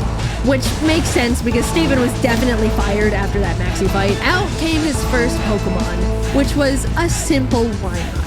Now let me explain something here, because this thing is far more threatening than you could ever believe. This game has introduced so many new types into the world of Pokemon. Many of them are extremely powerful, but there's one type that reigns amongst them all, the absolute worst. And that's baby type. It's pretty self-explanatory which Pokemon fall under the baby category. Igglybuff, Cleffa, Budew, Bonsley. Literally the baby Pokemon. You know what this type is weak to? Literally like all of them. Think about it. If you hit a baby with anything, they're gonna be taking damage. It's a baby. So now you're probably thinking, okay, so why does the final boss of Hoenn lead with Wynaut the baby type? It's also Uno Reverse. That's right, every single type effectiveness against this thing is now flipped. It's a defensive monster, just waiting to counter and mirror coat your whole team to death for simply breathing on it too hard. I was genuinely so scared of this thing, I dragon tailed it out of there. That's a nightmare for another time. Because Latias got dragged out, which is crazy to say I was relieved to see compared to that masochist of a why not. But of course, it's still a Latias. So it takes out my Duraludon with a single Thunderbolt. Kingler comes out to finish it off, so next came Silvally, which I'll just let you watch how this one played out. I don't think I get past this thing. What even is this type? Type Emerald? He's a type. I don't even know what that is, but it's gotta be weak to monkey. So type is more of a modifier. It just doubles all type attacks. Oh shit. So I die here. What? So there's a little glitch. Sometimes, let's say the max damage you can deal is 999. If the team ready is doing more, it overflows into 1 HP. So this is Darmanican died and came back to life basically. Pretty much, yeah. Well, that gives us enough time to Banana Blitz again. Yeah! We take those, alright? Nope, I don't want to hear it. We take those. The next chunk of the battle plays out pretty normally. Wallace did have some pretty scary Pokemon, including Steven's Metagross, he very likely lost custody of, until I was face to face with this stupid little bomb again. It tried everything it could to bait my Aegislash into attacking it, but we stayed patient. I knew I had a single shot at this, so Aegislash charged up as many sword stances as it could muster before slicing that thing to the moon. A final beast entered the ring. A true abomination called Sans Shedinja. This is the only Pokemon in the Dex with the Sans type, and it can only be touched by a very small selection of types. A tried and true nightmare. Unfortunately for you, Wallace, I've played the genocide route of Undertale. I know exactly what it's gonna take to bury this thing for good. And he's right here. It's a beautiful day, Sans Shedinja, but insects like you should be burning in hell!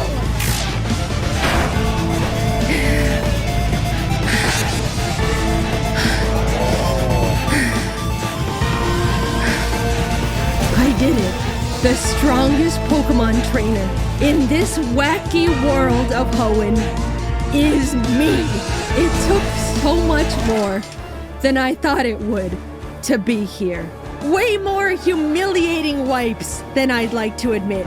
I lost a lot of battles, but shut up, you try playing it then. With the power of friendship, logic, determination, and maybe just a little bit of love, we've beaten Pokemon too many times. And with that, we're pretty much wrapping up on 2024. This was a big Jaden year for many personal and content-related reasons, and I just wanted to say thank you guys, as always, for watching after all this time. I'm forever grateful for my team and friends who are always supporting me, and I'm looking forward to working even harder in 2025. I still can't believe I really just loved making videos this much, even after 10 years. I hope that you'll continue to support me no matter what projects I'm working on next year, and I promise to do my absolute best. Until next time, bye-bye!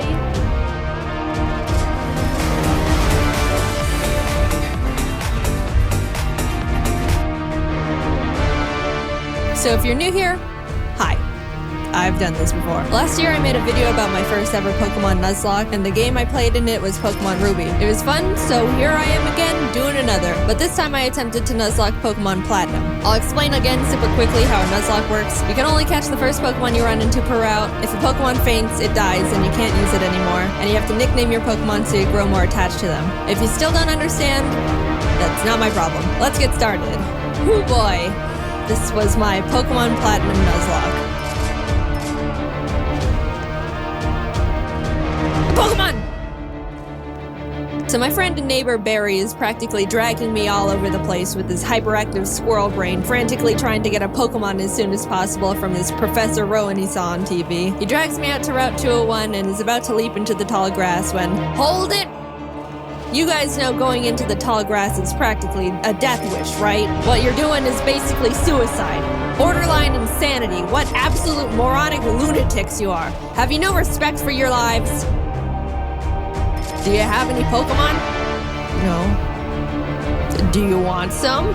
And like that, I have a Turtwig. I named him Turt and immediately used him to bash in Barry's Chimchar. I was making my way through the routes, but right as I was about to nab the Shinx I found on 202. Don't kill it. No!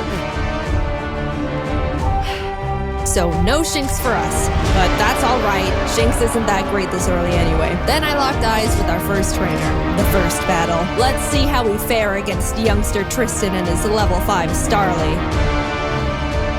Oh my god! So in the first trainer battle I ever fought, I almost immediately lose my starter to a critical hit. Why do I suddenly have a very bad feeling about this? Nevertheless, we kept going onward through Jubilife City, where we caught Kronk the Zubat in the cave above Route 204, and Magikarp on 218. I'm Magikarp. Your name is Puppy. Just outside the city, Barry runs up and demands another battle, so I happily bash in his Chimchar again. Starly too. I kept on my way, eventually arriving in Orberg City, and nervously challenged Rourke. I was terrified of his Cranidos, but Turt landed a crit Razor Leaf and one-shot it before it could even do anything. So that's badge number 1 for us. I made it to Floroma Town and was really excited because if you didn't know, outside the Valley Woodworks you can find Shellos. And if you didn't know, again, I love Shellos. I ran straight to the grass to get my Shellos encounter, and I'm not gonna pass up an encounter, so I very depressingly caught the Shinx and named it Failure to vent my sadness and frustration over not getting a slug. While there, we found Team Galactic messing around, stealing electricity, and this little girl's dad. So I beat up the grunts guarding the door, broke in, beat up the grunts in the building until Turt evolved, then found Galactic Commander Mars at the end of the corridor, who I was scared of because she's got a fat cat that hits like a semi-truck. But I had a plan. Back in the Orbic Mines, I caught Dwayne the Onyx, and I brought him to the fight because in case things got dicey, I would switch him in to buy time and heal up my other Pokemon. Basically, Dwayne was dead. Turt took out Mars' Zubat, and when Karugly came out, Kronk plucked off the Oranberry he was holding. But she got hit pretty hard in the process, and since Turt needed a bit of healing before he could get back into it, Dwayne can take a scratch. Look at that. Dwayne is fine.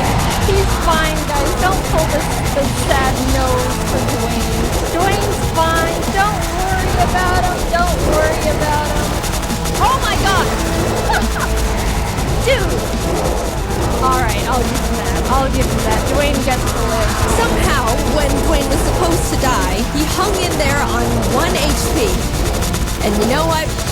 I respected the hell out of him for it. I let Dwayne live, and Turt was able to take out the Karugly. What a legend.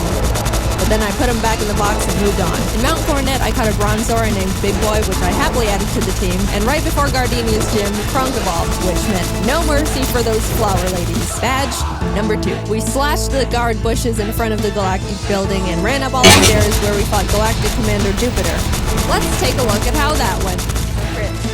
Don't crit, don't crit. Ha! Ha! No! But, I mean, that won't do. Oh, God!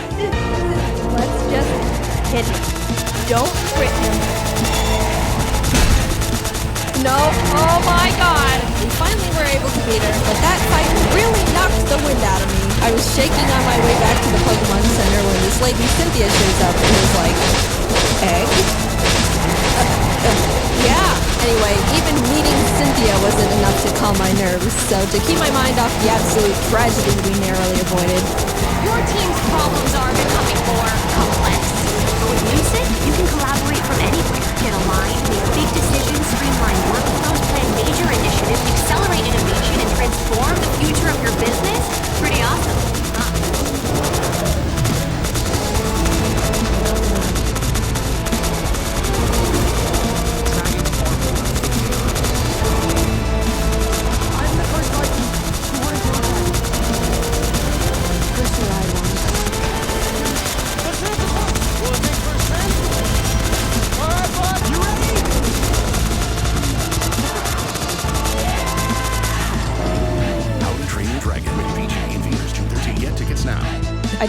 start training up Big Boy on Cycling Road.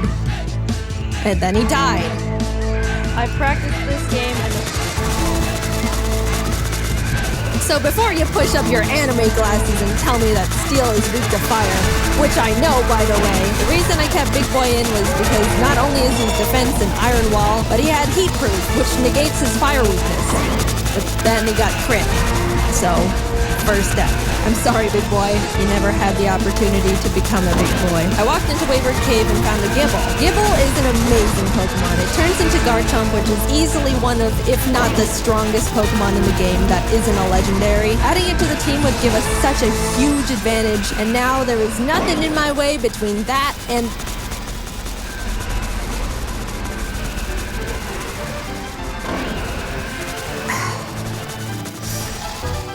And we're moving on. We arrived in Hearthome City where I caught DeVito the Ralts, Kronk and Puppy evolved, we had a clean win against Fantina, and some lady gave us an Eevee I named Milk. Things were starting to look better now. I was leveling up DeVito against trainers,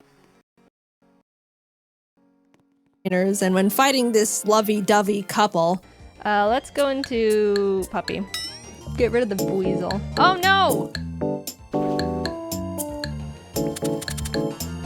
You're kidding. You're kidding.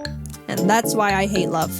In came Shrimp the Scyther I caught on Route 210. Some good news, on Route 213, I finally found a Shellos. I named it Swoop, and I loved it. I loved it so much. I know you're not supposed to have a favorite child, but Swoop was my favorite child, and I wasn't apologetic about it. I trained it up, and now we got a Gastrodon. Turt ended up evolving too, so together with Kronk and Swoop, Maylene was defeated, and badge number 4 was secured. Outside of Pastoria City, I caught a Quagsire named Lol, but when I went to get my Great Marsh encounter, I was trying to get a Yanma and accidentally threw a ball at a Wooper. So now we've got Lol and Oops in the box. Then I swept Crasher Wake with Milk, who is now a Jolteon, with the TM Thunder I bought literally next door. I walked out of the gym and Team Galactic set off a bomb. I ran down the grunt who detonated it and took him out because he is weak. Cynthia appears again and tells me to bring a charm to her grandma. So I'm like, yes ma'am. We found her in Celestial Town along with Cyrus, the leader of Team Galactic, who starts some evil Shakespeare speech about how everything is imperfect, so he's gotta blow up the world or something. I don't know, I wasn't really paying attention. And then he wanted to fight. Puppy took out his Sneasel and I sent out Milk to take care of his Golbat. But Milk decided he wanted to be lazy and not only miss all his thunders, but also punch himself in the face. Milk!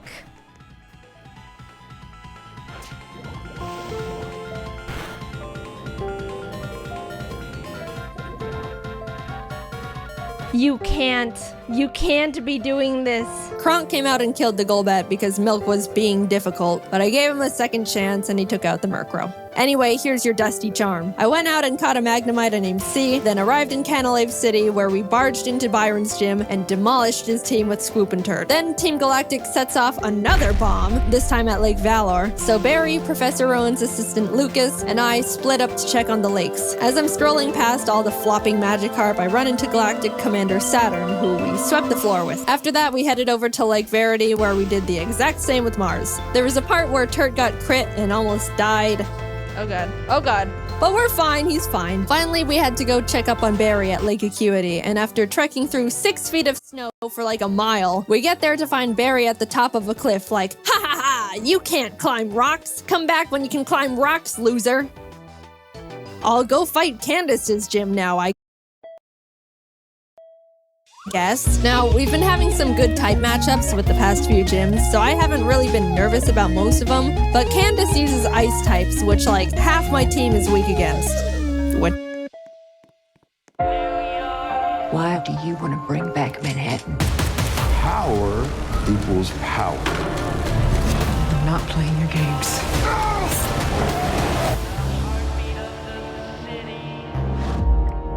Galpin's famous Memorial Day sale has been extended. Right now, at every Galpin dealership, receive a 250 gas or EV charging card, plus oil and filter changes for 2 years, plus Galpin's exclusive 10-year, 100,000-mile powertrain warranty. It's crazy. Galpin has 13... Which, you know, nervousness rising. Not only was I at a massive type disadvantage, but the main threats on our team were her Abomasnow because it hits like a truck and sets up hail, and her Frostlass because it'll use the hail from the Abomasnow to heighten its evasiveness with Snow Cloak, spam double teams, and then just sweep my team. I walked in, took a deep breath, which didn't make me feel better at all, and started the battle. Shrimp took out her Sneasel and Swoop took out her Piloswine, almost dying in the process, and then she finally brought out the big bad Abomasnow. Since it's grass ice type, I taught Puppy Fire Blast. Yeah, I didn't know we could... Anyway, I wasn't sure it could one-shot because Puppy's not a special attacker, and lo and behold, it did. It didn't miss. Please kill it. Please, it's quad. It's quad. What?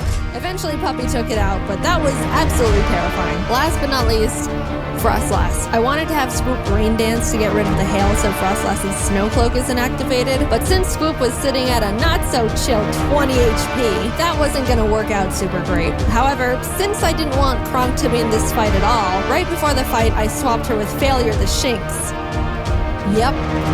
Sorry, little guy. Failure looked up at the looming death that was Frostlass in front of her, and as I healed up Swoop, Failure was killed in its blizzard. It's really unfortunate we had to resort to it, but I give Failure a salute for stepping up and surrendering its life to the team. Swoop came out, got off the rain dance, and after a close battle, was able to pull through. We won, but it wasn't without sacrifice. We had a moment of silence for Failure, the true MVP of the fight.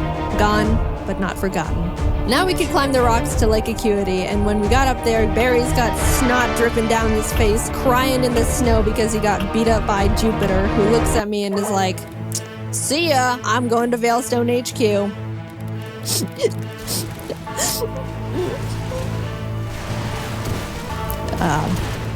I'm gonna go to Veilstone. We start running through the base trying to find Cyrus, but when fighting this scientist...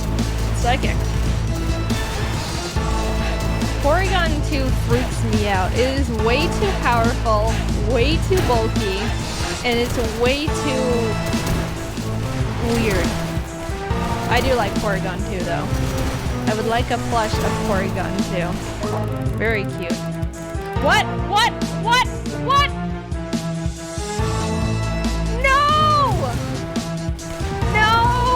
Swoop! We lost Swoop! I wasn't okay. Kurt came out and curb stomped the Porygon 2 out of vengeance, but to put it lightly, I wasn't taking that too well. My heart is breaking. I'm like actually sad. But life doesn't stop when your dog dies, so I had to keep trucking and brought Lol the Quagsire to the team. With an intense, blood-curdling thirst for revenge, I stormed into Cyrus's room. Fight! Shrimp and Milk took out his team in no time. I snatched his Master Ball and used his teleport pad to enter the basement where Mesprit, Azelf, and Uxie are all being held captive. Fight! And like Cyrus, Saturn was swept too. After releasing the Lake Guardians, we head to Mount Coronet because Cyrus wants to go there and destroy the planet, I think. And we catch up to him at the Spear Pillar. Before we can run up and attack him, Mars and Jupiter step in. Then Barry arrives. Honestly, I have no idea how he found us all here. And it's like, I'll help. Lol takes out both the Bronzors, Mars's Purugly, and Barry's Munchlax. So I thought, you know, it was all smooth sailing, right? Well, Barry. Really doing a lot for the team, aren't you? Oh my god, no, it has Giga Drain?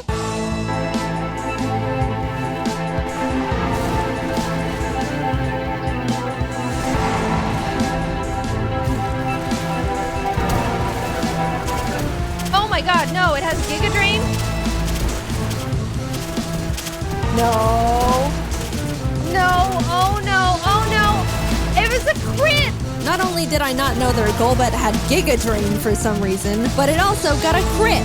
So I was starting to feel bad, but then I started panicking. The thing is, after you fight Mars and Jupiter, you have to go into the Distortion World and fight Cyrus and Giratina. If Cynthia forces us into the Distortion World without us being able to get a new member, we're in massive trouble. We finished up the battle and Cyrus starts his whole spiel about how the world isn't perfect, blah blah blah, everything must die except for me. And then he gets swallowed up by Giratina. A hole opens, a rip in space leading to the distortion world, and I'm kind of just standing off to the side twiddling my thumbs like, Cynthia, please don't shove me in there without my consent. Cynthia, can I go? I have something to do. Our world will be destroyed. Are you ready? No, I'm not. Let me go. I'm free. Holy crap. Get me out of here. Goodbye. I'm sorry, lol. We just got you, and then you died. But luckily, remember when I accidentally caught that whooper while trying to get a Yanma? It's time, Oops. You are no accident. You're our lucky star who will carry us to victory. We got Oops leveled up, came back to the spear pillar where Cynthia was just sitting there waiting for us, and hopped in. Everything is topsy-turvy and the lake guardians are telling me to push boulders into holes. And suddenly I'm on a floating crest of land with Cynthia, who's basically like, Cyrus, get lost and never come back. And Cyrus didn't like that. So he came at me. Oops took out his Houndoom and his Gyarados came out, so I switched to Milk. But I was very terrified because Cyrus's Gyarados has Earthquake. So if Milk misses his Thunder here, he dies. And Milk is notorious for missing his Thunders. But it hit. Milk lives another day. He also took out Cyrus's Crobat and Honchkrow, and Shrimp finished up his Weavile. Cyrus steps aside, and suddenly, it's just me and the Angel of Darkness itself, Giratina.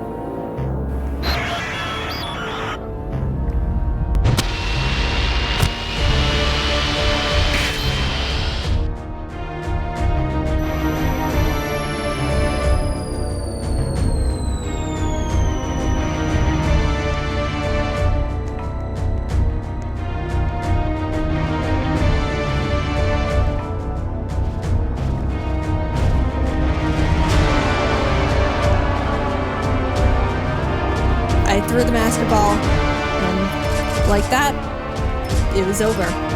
I saved the world. Now to get back to my gym badges. I arrived at Sunnyshore's City and started making my way through Vulcan's gym. I know he's the 8th gym leader and he's supposed to be tough, and apparently he's depressed because everyone who challenges him isn't good enough and he's bored. But I wasn't concerned. We have Oops, and none of his Pokemon can do anything about it. It's not like they have Giga Drain or anything, right?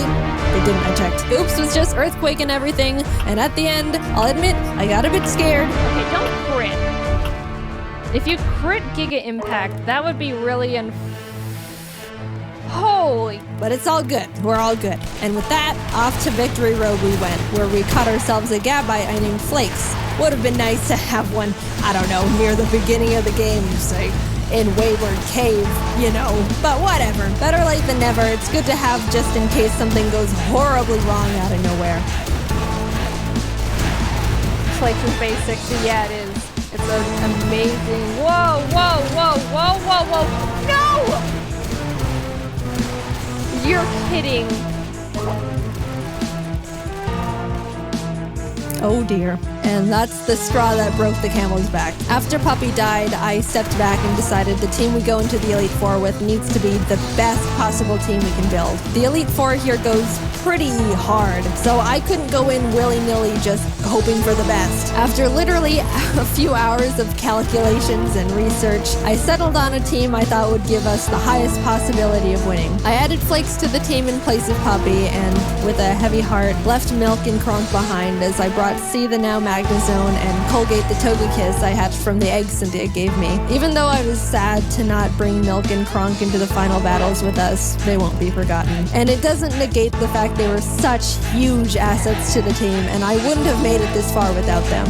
I'll see you guys on the other side. I took a step towards the doors of no return, and immediately got interrupted by Barry, who wanted to have one last fight. Anyway...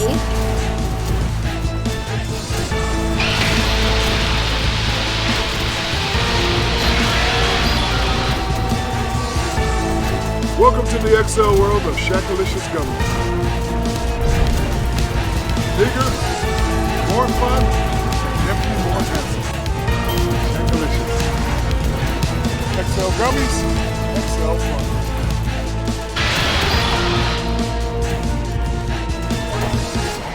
Welcome. This is the Elite Four. The battle starts and C takes out Aram Zeon Mega and Vespiquen. Oops takes out his Rapion, and Colgate takes out his Scissor and Heracross. Next up is Bertha.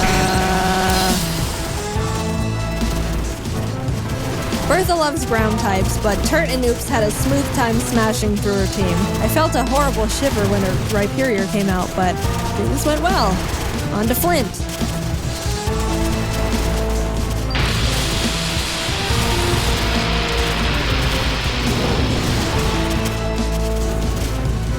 Flint has a pretty scary team, but luckily Oops and Flakes had no trouble plowing through them as well. And with that, we're on to the last member, Lucian. Now, Shrimp hasn't had much time to shine in these fights so far, so I decided I wanted to let her go all out. She set up sword stances and bullet punched everything. Proud of you, Shrimp. And suddenly, I'm at the entrance to the champion. The trainer who's been known to crush dreams in a single battle, and many still fear to this day. I took a deep breath. Things are going surprisingly well, and I don't know how to feel about it. But I looked up, and there she was. At this moment, I have only one last objective: defeat Cynthia. She leads with Spiritomb, which has no weaknesses, so I sent out Turt to hit it as hard as possible. Flakes takes out her Togekiss, and then her Garchomp comes out. This is known to be one of the toughest boss Pokemon in the entire franchise. And rightfully so. That thing was made by Satan himself, and I'm sure even he fears what he has created. I immediately switched to Oops, who's the only Pokemon that can lead us to victory here. I planned to put it to sleep with Yawn, and then I beam it until it died. That was our only hope. But then, Oops was crit. And that was it. Nothing on my team can take a hit from this monster, and even if they could, they couldn't do much damage back. I sat there in disbelief, knowing there wasn't anything I could have done, and the battle is basically unwinnable now. I brought out Shrimp to bullet punch it so we could get in a little bit of damage, but she was killed. Colgate tried to chip away at it. He did some damage too, but was crit one shot. At this point, I'd accepted defeat. Only Turt, C, and Flakes were left. It's hopeless at this point. Flakes came out, and against all odds, Flakes outsped Cynthia's Garchomp and killed it. I didn't think he could do it. He was 2 levels weaker, and I don't know. I just didn't think he could outspeed it. Suddenly, there was a chance. We could win this after all. Cynthia brings out her Milotic, which C took out with a few Thunderbolts. Flakes took out the Lucario with Dig. Look, my Earthquake TM is on Scoop, and we all know what happened there. Finally, our last Pokemon comes out, Roserade. Flakes went in for the Dragon Claw, and the battle was over. We won. As Cynthia's congratulating me, a sudden feeling of overwhelming guilt washes over my entire body, so intense it almost knocks me down. I don't think I deserve this.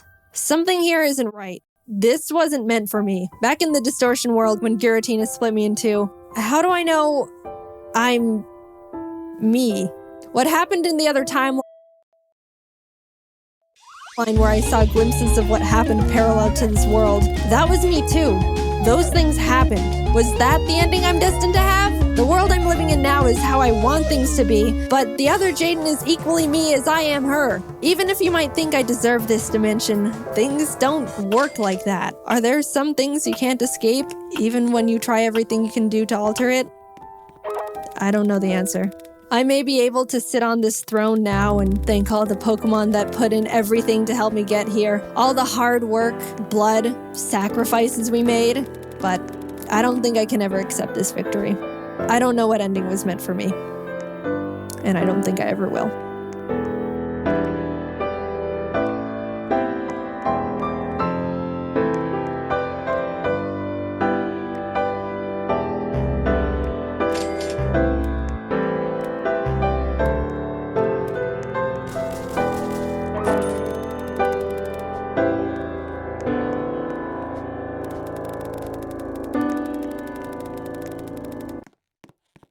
Time for 0 out of 10. You know the drill at this point. Pokemon faints, it dies, catch one Pokemon per route and nickname it to set up for emotional trauma. But this time we're doing something a bit different. A two-person Nuzlocke. It's technically called a Soul Link, but no one knows what that means. So basically you and person 2 play the same Pokemon game at the same time, following the same Nuzlocke rules. However, your Pokemon are linked, which means if my starter dies, player 2's starter also dies. And they can't do anything about it. Plus, we can only have one primary typing for both of our teams combined. So if I catch a water type and add it to my team, person 2 can't have a water type at all on theirs. And cherry on top, all Pokemon are randomized. I can walk into the grass at any point and accidentally find God. And maybe he'll just kill all my animals right then and there. So with all these new rules in place, I needed to find a player 2. One who's a real Pokemon master, able to adapt, improvise, and strategize all at the drop of a hat. And who else other than Pokemon Master himself? Jacob Alpharad, who at this point in time has a 50-50 Nuzlocke win ratio. Here's our Pokemon Heart Gold, Soul Silver, Soul Link Nuzlocke. We both go downstairs, barely greet our mom, and immediately beeline it to Professor Elm's lab to see what Pokemon he's got for us, because we don't know. They're random. In case you forgot what I just said. We stroll up to him and he pats Jacob on the head and goes, "Here, choose from these 3. I picked them specially for you. Torterra, Tentacruel, or Ludicolo." Alright, what do I get? Why not Mankey Ariatus? Awesome. Jacob takes Torterra and I take Mankey, and we name them Franklin. On our way to talk to Mr. Pokemon, Jacob runs into a Regirock in a random patch of grass, which just flat out explodes on him. No one died, luckily, but also, oh my god. We get an egg, and immediately Professor Elm calls and tells us he's been robbed and bullied. You really couldn't handle being alone for 10 minutes, could you? On our way back to help a grown adult, we stumble onto a shady figure who scoffs, challenges us to a battle with Pokemon he stole from Elm, which we immediately win, scoffs again, then drops his wallet, passport, credit card, driver's license, social security, Target gift card on the ground in front of us for the world to see. Dude, get your craps together. You can't be doing that when you're a wanted fugitive. Back in the lab, Elm is crying on the floor as the police and our neighbor are trying to comfort him, and the police asks us if we saw anyone suspicious. Yes. We saw his info. Now here we get to name our rival. Jacob and I try to think of someone that we both shared some sort of rivalry with. When we remembered a certain professional Pokemon Nuzlocker has been consistently reacting and critiquing our Nuzlocks so far, some of his comments were more critical than others, and directed at one of us more than the other. Mr. Policeman, his name is Jan. Hi, Jan. Let's see if you can destroy us from the inside out. Anyway, our neighbor takes us out to some grass to show us how to catch a Pokemon, runs into Articuno, catches it in a Pokeball in the green, and turns to us and goes, "See? Just like that." They give us some Pokeballs and we can finally start our journey. We both run around in the grass, and our first encounters are Barboach and Houndoom. This would have been awesome for Jacob if he could catch the dang thing. Since we only had Pokeballs, Houndoom was not getting in the ball no matter what, and we ended up not getting that pair. But you know, it's alright. There's plenty more encounters like Hoppip Farfetch that Jacob accidentally kills, or Geodude Gyarados that Jacob accidentally kills, or Tyro Charizard that Jacob accidentally kills. Hey, why do I get this? And Jacob gets all this. And why do you keep killing him, Jacob? But finally, in the Ruins of Elf, we managed to catch a new pair. Sandslash, Camerupt. Not bad at all. We tried to name them Michael, but both misspell it, so welcome to the team, Michels. Then on Route 32, we catch Totodile Beedrill, which is also pretty good, mainly for just me. We started combining the 2 Pokemon to create their names, so we ended up somehow with Bedrodo. We ran into a trainer who had a frickin' Palkia on his team. Fun fact, did you know if you Google Palkia type weakness, Google will tell you that he's weak to Fairy and Salamence? No other dragons, just Salamence. So Jacob and I started joking around every time we saw a Palkia. Oh no, if only I had a Salamence. Uh-oh, don't have a Salamence over here. It was kind of strange how many Palkias we ran into, but that didn't stop us from bullying every single one. So we take on Faulkner, the first gym leader, who has Kyogre Bronzor and Metagross Dragonair. Oh my god. After a lot of difficulty, we both managed to beat him with no casualties. I don't know how that happened, but hey, everyone's alright. Oh, he's gonna take himself out. Oh my god! How about some encounters to lighten the mood? Oh, hello, Shuckle Suicune. that Jacob accidentally kills. In Azalea Town, we challenge Bugsy, who luckily wasn't as stacked as Faulkner. And as we step outside, Jan, who is surprised we haven't been demolished yet, yeah, I'm surprised too, challenges us to a battle, which we also win. Hehehe. We run into Mawile Deoxys in the forest, who someone accidentally kills, and make our way to Goldenrod, where there's a security guard that'll give us both a Pokemon. He hands me a Porygon 2, which I'm ecstatic about, turns to Jacob, and gives him Regigigas, which we can't use because they're both normal types. Of all the legends you had to get, of course you get the only normal type besides actual God. We beat Whitney and in the national park find Piplup Flaffy, which we name Plap. I pitched to Jacob that I'm willing to trade the Bedrotas to make room for this new pair, so he essentially switches Beedrill with Flaffy, which we shake on. Welcome to the team, Plaps. And then my Plap immediately almost gets killed. Jaden. I'll fix it. Sorry, my bad. We find Dragonair Shuppet, which is an actually insane pair we could use right away. But yeah, I ended up killing that one. Look, I'm sorry, Jacob. It is harder than it looks to catch these things. We pour water on the strange trees on Route 36 that actually turn out to be Cradily Silcoon. We kinda named them Dillydoo and could have added them to the team as death fodder, but we ended up forgetting to. Which is, yeah, a pretty silly mistake, but what's the worst that could happen? Who needs death fodder in a Nuzlocke? Jacob and I make it to Ekritik and walk into the burned tower. As we were about to go down there, Jan runs up and is like, "You're only trying to catch Suicune to make yourselves look stronger than you actually are." And we're like, "No, we killed him a while ago." But he still wanted to battle, probably to show off the Mew he somehow found. We beat him yet again, go downstairs, scare off the dogs, and go challenge Morty. Jacob didn't have any trouble for the team Morty had for him, but for me, I was having a bit of a harder time because he had a Lugia, which neither me nor my team could even handle. All I could do was bubble beam it with Plap and pray I don't get crit one-shot as Jacob just sits there watching. But it ended up working out. We arrive in Olivine and climb the giant lighthouse, almost falling to our literal death along the way. Reach Jasmine at the top, who's like, "Climb back down and go get medicine for Amphi and Cianwood." And we were like, we almost died getting here. Surfing to Cianwood, we encountered Abomasnow Pupitar. And I know what you're thinking. Yeah, we did catch them. Abomatar joined the team immediately, and suddenly we've got a pretty powerful lineup going on. Also, a random guy in town gifted us a Mewtwo and Weepinbell. Finally, I'm the one with the legend now.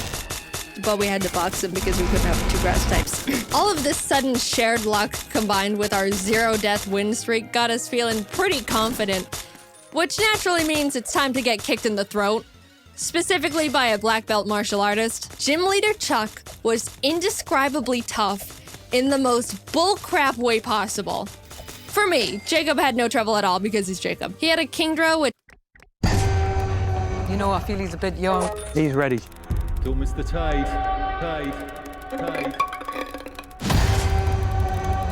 Once you walk onto that mainland, there's no rescues. Jacob had no trouble at all because he's Jacob. He had a Kingdra, which I brought Abomatar out for. Nothing else on my team could really do anything against it. The main drawback of this is Abomatar's Snow Warning ability, which creates hail, damaging every Pokemon, including my own, that's not an ice type, which is pretty inconvenient in a Nuzlocke. I even made a teeny tiny comment about it when I first got him. I'm gonna call it. Snow's gonna kill one of my Pokemon. Kingdra goes down, and Chuck's only other Pokemon, he's only got two, is Frostlass, who, if you don't know, has Snowcloak. Snowcloak makes the Pokemon 20% harder to hit if there's hail. You want to know how many Pokemon in Gen 4 have this ability? 5. 3 of which being Mamoswine. You want to know how many Pokemon there are in Heart Gold, Soul Silver? 493. Now, I know these odds sound pretty awful already, but you know what this Frostlass does? She uses Ominous Wind. Ominous Wind has a 10% chance to boost every single stat of the user. She gets the stat boost twice in a row. After a lot of strategizing, we both decided the best option for us would be to send in Michel as death fodder to heal up Plap, because he's the only one that can really do anything at this point. And what happens? Please don't get another stat boost. He's good. He's so good. No. Oh my! Frostlass crit one-shots Michel as soon as he comes out. Our first deaths. Poor Camerupt, he was so proud for making it out of Jack's gym and then just falls over dead for no reason. I got Plap healed up and basically started heal stalling, which, sure, isn't a noble strategy, but come on. After literally struggling against my own bad luck for what felt like hours, finally, Frostlass goes down. Finally. Holy shit. Jacob practically drags me out of the gym and we head to the BC. We decided to add a pair we caught back on Route 35, which was Charmeleon Dawn fan named Darfell. A fantastic duo. I was admittedly, and I think justifiably, still really salty about what we just went through, but Jacob convinced me that we should just move on. We got our Darfells leveled up and returned to Olivine to feed Amphi the medicine that we picked up so Jasmine would finally do her job. And check this out. Already done. Oh my god. Look at R2's screen real quick. Nah, it's alright. She also had a Deoxys. We headed to Mahogany Town, catching and adding Nidoran and Bibarel, named Beryl, to the team. And in the Lake of Rage, Jacob caught a Kyogre paired with my Swalot. We never used this pair, but I just wanted to mention it for reasons. We approached the glistening shadow of the lake beast, activate the encounter, and find a shiny Banerian Donphan. Not, you know, the best, but hey, free shiny Pokemon. Doesn't hurt to Oop, I killed it.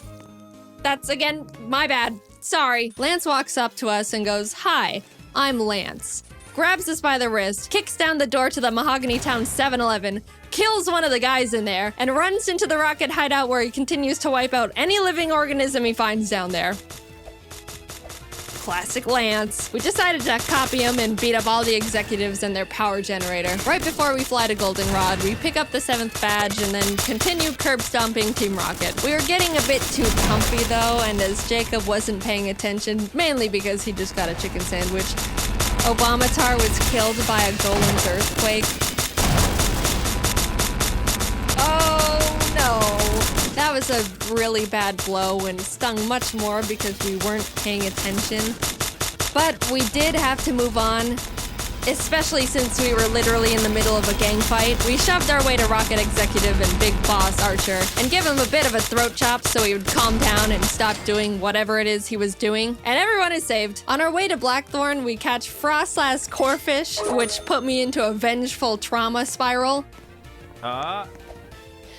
You. And then Jacob caught himself both a Suicune and an Azelf.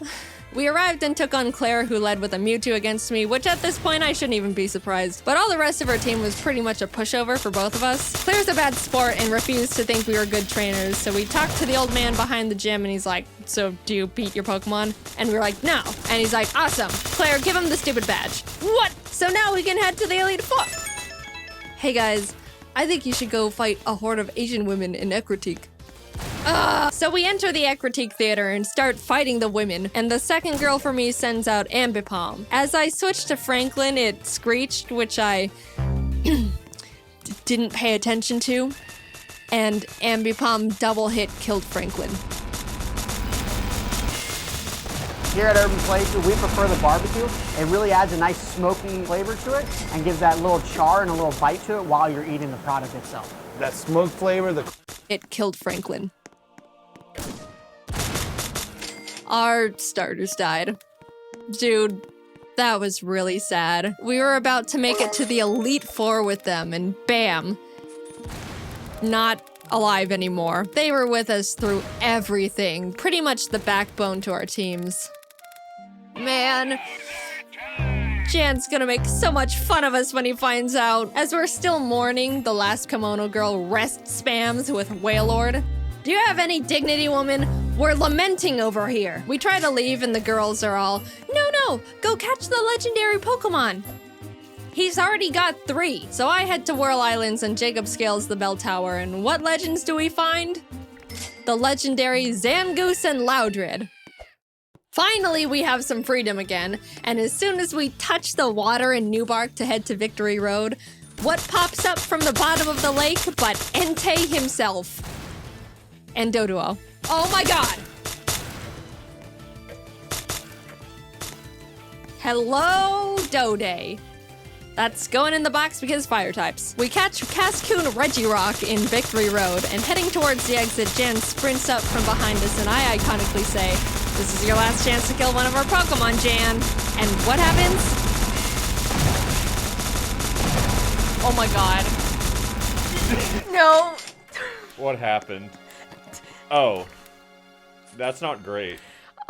He killed one of our Pokemon. Yeah, that sucks. That really sucks. Darfell was an incredible pair we've had since the 5th gym, and we really grew to lean on. We lost quite literally half our team right before the Elite Four.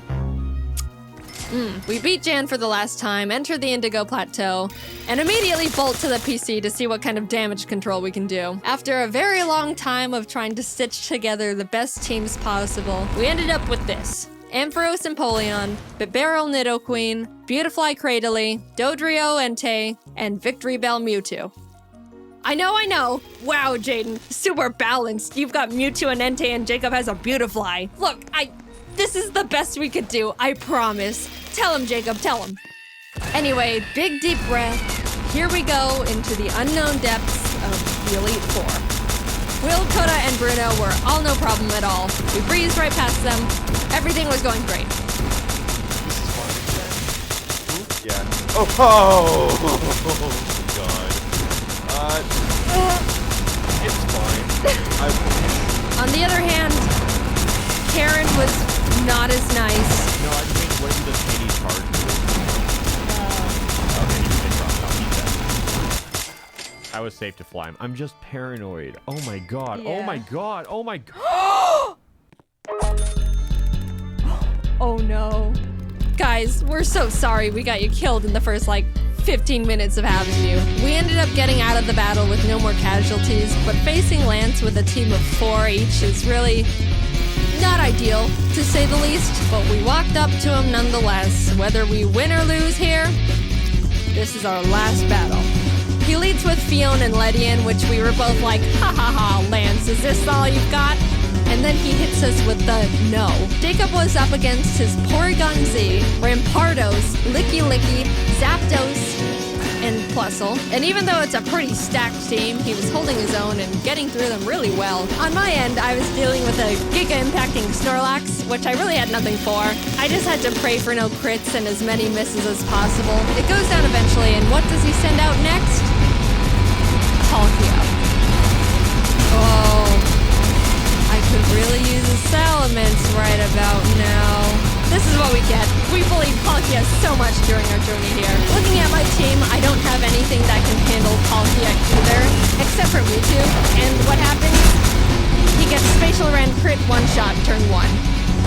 I am in a lot of trouble. I took so much time getting past Snorlax that Jacob was already done with his battle, so all he could do was watch this massacre from the sidelines. I sent out Dillydoo to confuse stall him and just try to chip away at him with basically nothing. And my god was I lucky, because if Palkia hit one more crit at any point, Dillydoo and the run was over.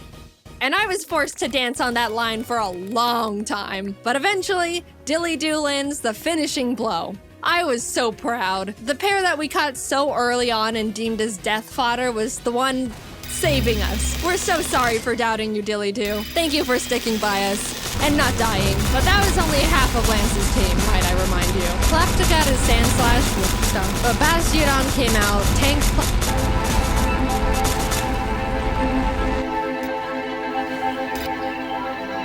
Plapta got his Sand Slash, which stunk, but Bastiodon came out, tanked Plap's Surf, and killed him with Metal Burst. I was in shock with that one. That was our second oldest pair. Ever since our Franklins died, Jacob and I both started seeing the Plaps as our star members. Beryl came out and revenge finished the Bastiodon, and Lance's last Pokemon was big ol' hard-hitting, tanky frickin' Azumarill. I sent Dillydoo back out because Beryl would die immediately, and started the chipping game again. If that wasn't bad enough, Azumarill set up the rain and an Aqua Ring for itself, which turned this fight from, to, this awful one-on-one lasted 10 whole minutes. I slap him, he slaps back, much harder, and then heals, and then I heal. But eventually, Dillydoo wins the stalling battle, and Azumarill goes down. In an unpredictable turn of events, Dilly-Doo saved us from utter defeat.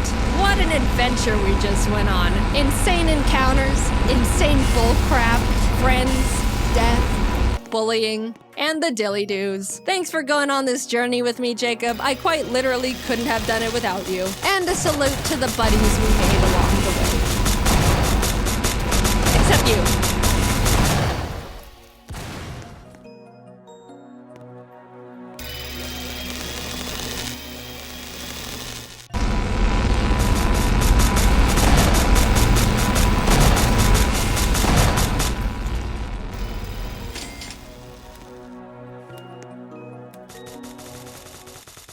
You already know Mario. I'm not gonna explain Mario to you, but a lot of people don't know about a little Mario community that thrives in the depths of the deep, dark Mario crevices. I'm talking about Mario Kaizo. Mario Kaizo is basically fan-made high difficulty Mario. People will take base games like Mario Bros. 3 or Super Mario World and rearrange the levels to look like this. As you can see, a little more tricky than normal. I've been casually watching Mario Maker and Mario Kaizo content for a few years. I just think it's fun to watch while I'm eating cereal in the morning. And then one day I just stood up and was like, I want to do it. My favorite Mario content creator is Ryukar, so I DM'd him asking if he had any Kaizo recommendations that are, you know, beginner friendly. I mean, I'm naturally gifted at video games, but it's Mario Kaizo. I need a beginner little baby card over here. Cut me some slack, alright? Ryu asks if I've played any Kaizo hacks before, and I'd say no. And then he asks if I've ever played any Kaizo levels in Mario Maker before, and I'd say no. And then he asks if I've ever at least done a shell jump before, and I go, I've played Hollow Knight, and he goes, I don't think that can help you here. And I'm like, yeah, you're probably right. After a few more messages, Ryu generously offers to train me for Kaizo before I jump straight into a complete ROM hack. And oh boy, that was extremely nice of him. And extremely needed. We hopped into a Discord call, and as I screen shared the training ROM, he was able to give me tips and pointers of what to do and how to do tricks. So I opened up the first stage called the Simple Jump. And alright, so this level seems like nothing.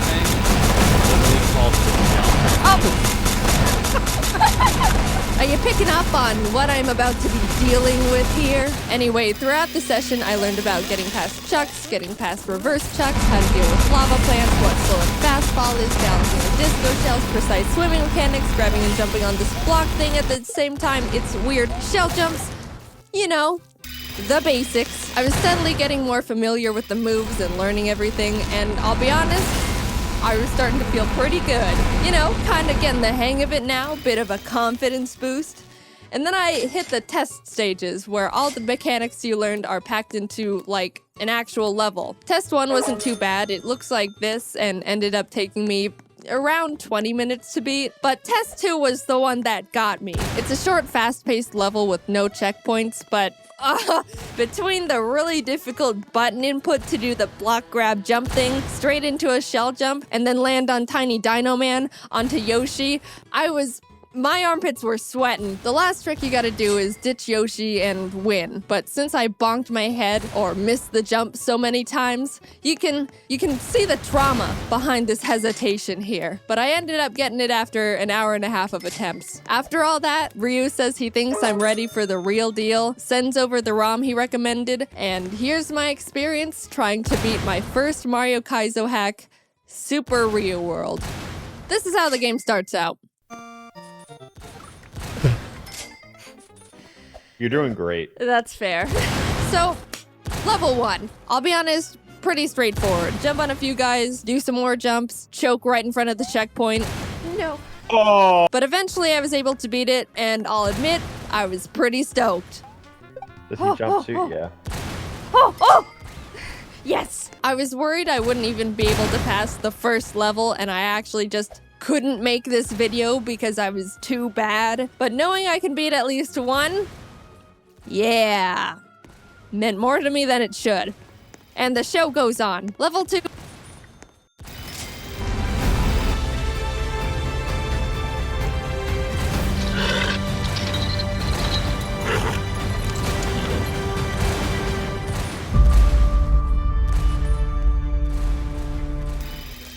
was ramping up. You run through and dodge various swamps and stuff to hit a P-switch, then run back through everything in reverse so you can get into the pipe that was previously unreachable. After many attempts and this... No, let me in! I managed to slip my way into the pipe where I met these two friendly guys. I was really caught off guard by cats in Mario game. So caught off guard, in fact, that I just ran into them and died. Checkpoint? Checkpoint? What? What is that? Oh, No! oh. I beat the stage quickly after, so let's not... Come on. Next was this really cool escort stage where you nab this Galoomba at the very start and use him to progress through the stage. It was difficult, but I had a really fun time with this one, and the atmosphere was really cool. But I guess I was having too much fun because I let my guard down and got real humbled. No! Also, the first time I got to that part, I thought the Galoomba would turn around and come back. But he didn't, so I just watched him walk off the edge and strand me. Anyway, I had a hunch the checkpoint was right after that pipe, so I knew that if I just got that jump right, I could start making more progress. And after like 30 minutes of trying to get back in there, I finally did. On the bright side, I was completely right about the checkpoint being there. I did not, however... So... I did it! Oh! You did it! Please, a checkpoint. No! I'll be honest, that was a good one. I couldn't even get mad. And it's even more funny when after you get the checkpoint, they'll spawn you right above that pipe continuously. So whenever you start again, you gotta immediately hold hard right. Oh. So yeah, I eventually ended up beating the stage. Now let me tell you about the 4th level. Moles. It was a lot of tricky maneuvers that didn't leave much room for error. Also, I thought the beginning was funny. Oh, okay. Trying to jump on these slippery little freaks was a bit rough. This was hard. This was hard. This was hard. I did this part wrong. I think I needed him. This guy suicided. No, don't do it! Oh. And then it just got worse. The second part of the stage turned into a build-a-bridge mole escort mission. I'll save you all the pain and agony and just say this level, especially the second half, gave me the most hell compared to the upcoming levels for a while. Even more hell than the level called Jank Heaven. I don't really want to cover every single thing that happened in every single level, but I can give you a little taste of what Jank Heaven was like real quick. Sorry. That Mario's right. No! Shoot! Oh, that's a jump that's just hard. I think everything I do here is impressive. To some What? benchmark, yes.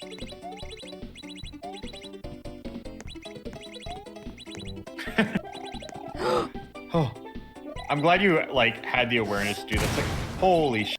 Oh, oh.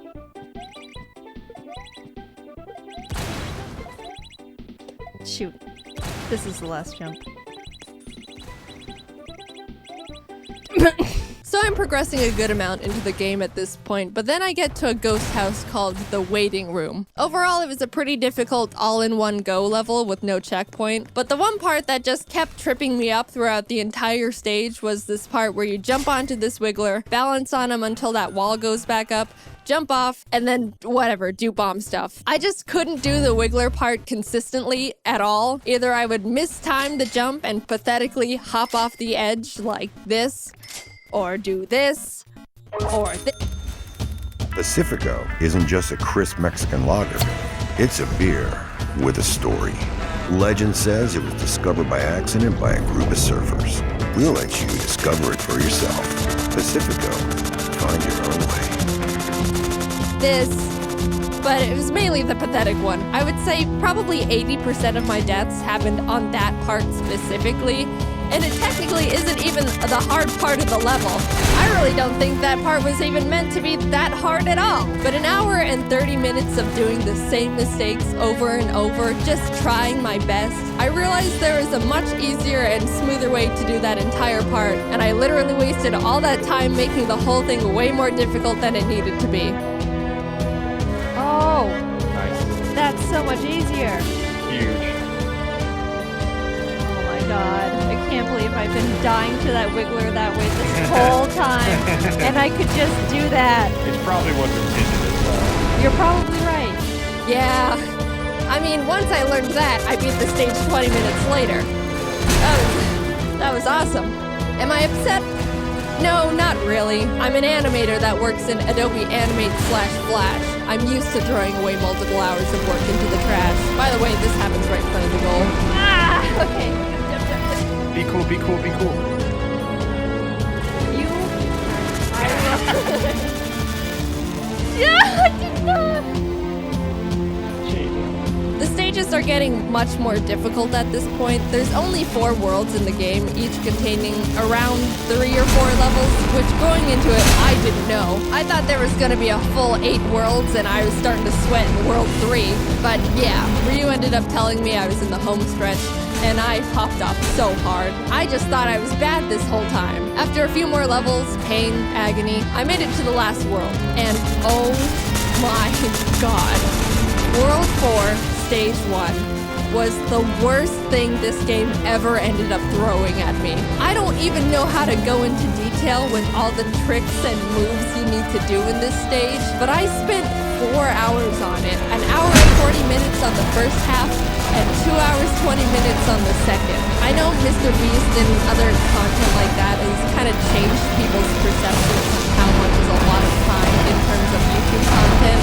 4 hours is nothing compared to 24 hours touching a worm, but I sat there making mistake after mistake, learning and adapting and still failing for 4 hours straight. It was starting to get to me, personally. Eventually, every time I would mess up, I would feel it in my insecurities.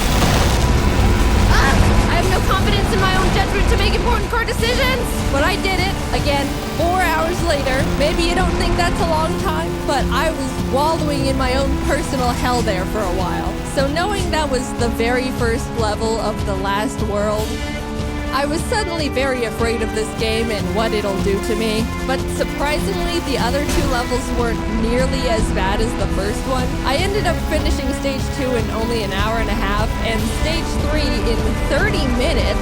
That was the ego boost I needed to regain some strength again, I'll tell you that. Stage 3 boosts my confidence, and stage 1 keeps me humble. Fair and balanced life, if you ask me. Then I realized I was about to enter the last level. Dude, I'll be honest, I was mad proud of myself. I went from not even knowing if I could build enough skill to beat 1 level to getting ready to go into the final level of the entire game. Ryu hopped into a call with me to be there for the finale, which basically meant he sits there for an indefinite amount of time watching me fail over and over on mechanics he's already mastered. Like watching a toddler struggle to fit the circle block in the square hole. In good old Mario Kaizo fashion, the level starts out with, I'm gonna miss this when I come out victorious. Or just perish on the spot, either way. So I started chipping away at the level, jump on these guys, balance on Spiky, do this, do that. I was a little bit nervous because Ryu was watching and I wanted to show him how much I've gotten better at Kaizo. You know, like a teacher finally being able to see their student face their final fight to the death battle. Well, not just some school teacher, like a cool samurai teacher or something. I messed it up. Anyway, I was trying to impress him, and then I just went and did this, and this, and this. But he seemed proud of me anyway for just being able to get this far. I was making some good progress on the level. I was about to get to the final checkpoint, but, you know. Right. No, I knew it! Things happen. Even though it was a really hard level, it was still surprisingly a lot of fun. And not nearly as bad as 4-1. I keep bringing it up, but it really got to me. But like that, maybe a bit less than 3 hours later, I got to the final room. It's boss fight time. For a final boss in a Kaizo hack, the fight was actually pretty chill.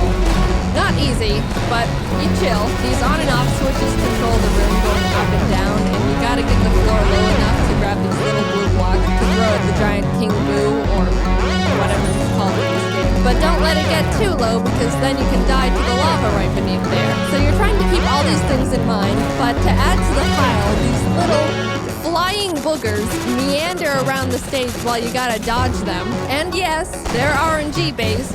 They're random. You can't just memorize their booger pattern and be on your merry way.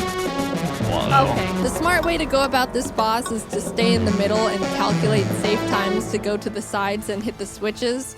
But I was being stubborn and trying to brute force my own way to do it. What a little booger. Those guys are. No!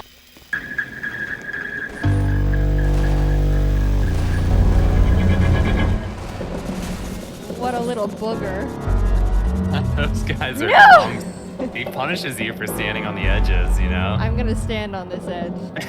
You're like, I don't give a shit. I'm doing it anyways. In the lava and then crushed. And then, oh, this edge. Oh, as is life. Oh! Yeah, it's kind of is, actually. Except for the guys that come on the wall and kill you. But it's pretty like... I'm gonna die on this hill. I didn't know how many times you have to hit Boo. Mario rules always default to 3, but it's Kaizo, so it could also very much be 1,000. They know. No! Oh! Ah! Oh! Okay, so now I know you have to hit him like 5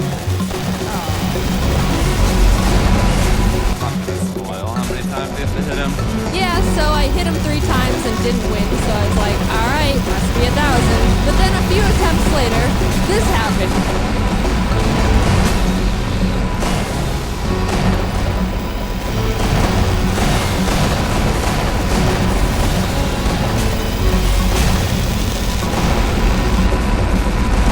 Oh my god!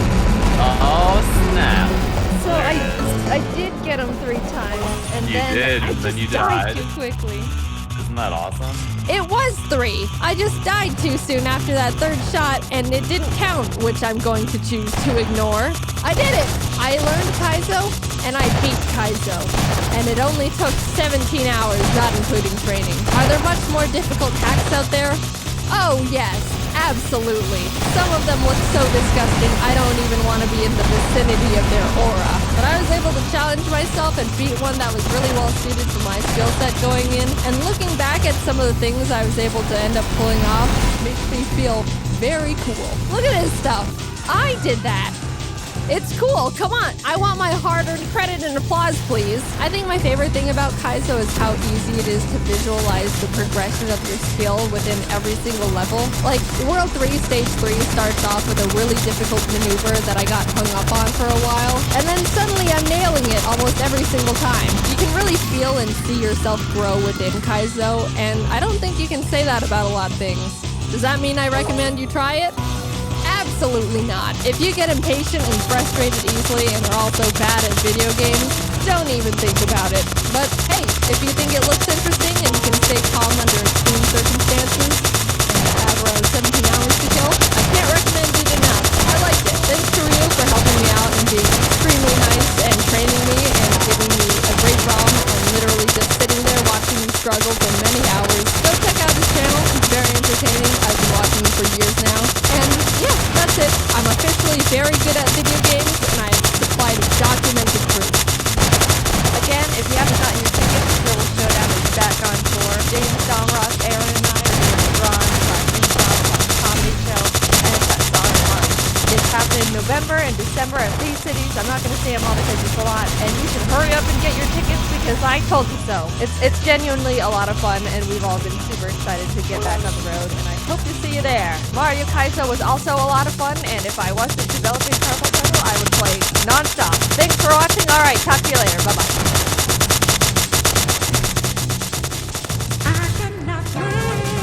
For the love of food, Ziploc. As you know, most games are pretty flexible in terms of getting to go as fast or slow, if you're lame, as you want. And honestly, it's pretty hard to limit that from players. Maybe you could turn the main character into an old man who has trouble walking or something. Well, that's not fun. At least in theory, I don't know. But you know the one video game genre that forces everyone to play at the same pace? Rhythm games. Rhythm Heaven is one of my favorite games. especially in the rhythm category. I played it constantly growing up, and I wanted to come up with some dumb excuse to play it for a video. So today I'm speedrunning a rhythm game. How does that work? In actuality, I have no idea, but this is what I laid out for myself. As the video game masochist I am, I wanted to make sure I had some sort of challenge capable of driving me to the brink of insanity, so I'm gonna be running the all medals category, which means I only have a certain amount of mess-ups per minigame before I fall from award-winning gaming greatness into low-life scum. And since I'm not running a game no one else has run before, I have some competition for the first time. There's a decent amount of runs already submitted, so to compete with them, I need to make sure I get first try medals throughout the entire game, every time, all 50.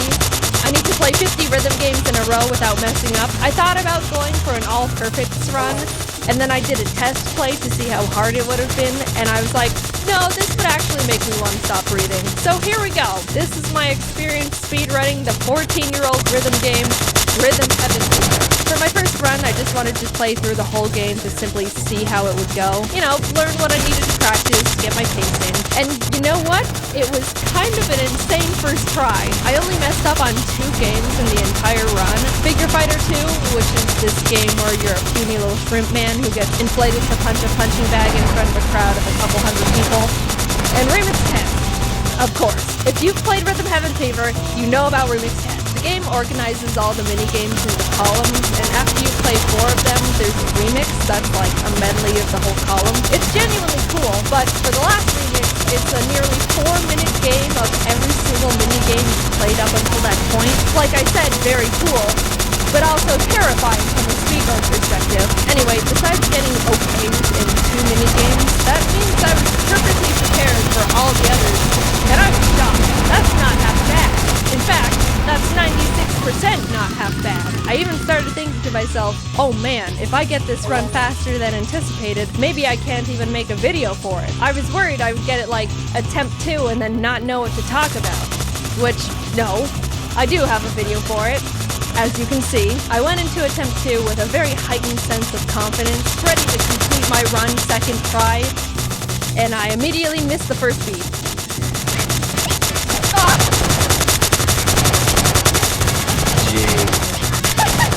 So that run's dead. Attempt 3 was going alright, making a few more mistakes than normal, but was still doing well enough to keep getting medals. Then I got to Dunk Dunk, which I hate. I hate it, and it's the worst one. You're this middle thing and have to dunk against the other things to make this blimp go fast or something. Honestly, the whole concept of this one is beyond me, but I was just barely missing the marks, and when I say barely, I mean I was still donking against them, but in a way that's like, I definitely didn't dunk perfectly. A few other games have this visual feature, and throughout the run, I was telling my friends Jordan and Kelsey, who were helping me take notes and keeping me company, and saying, I have no idea if that means I completely messed up, or if it's a, that was a close dunk, but we'll give it to you type of thing. And then after the game ended, I need to like look up if that's bad or not. No! It is bad.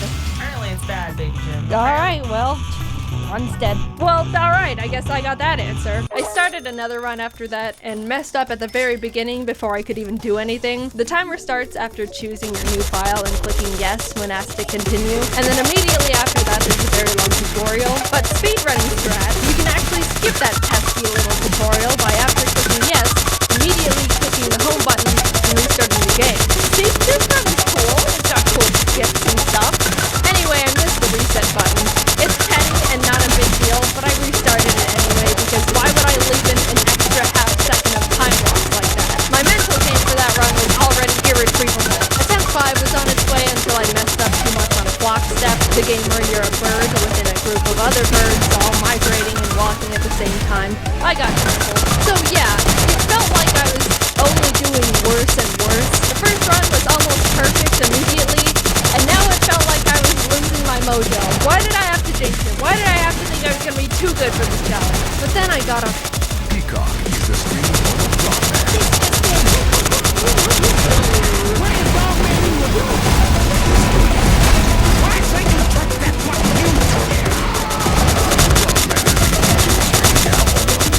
Welcome to the XL world of Shakalicious Government.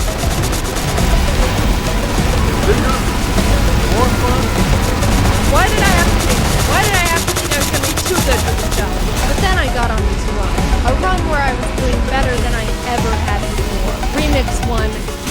2, Remix 3, I was getting perfect.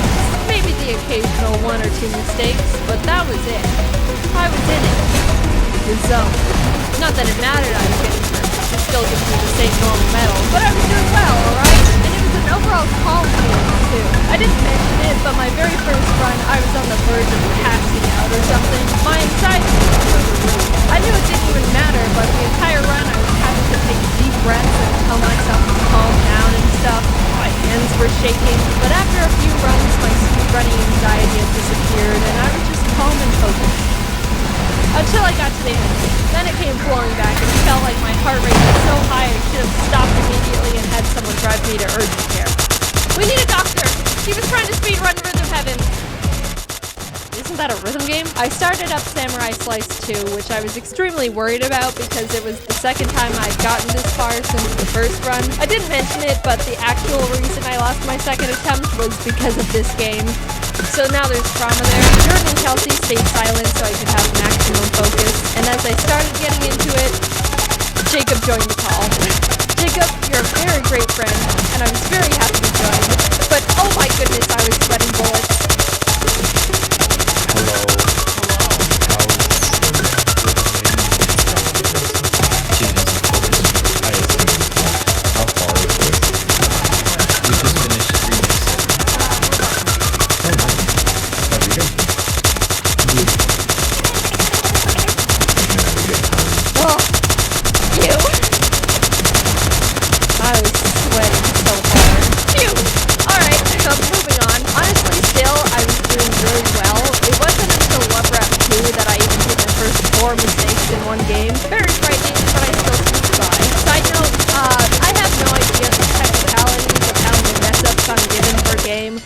Hoping and praying the entire run. Then it was time. I was at Figure Fighter 2 again.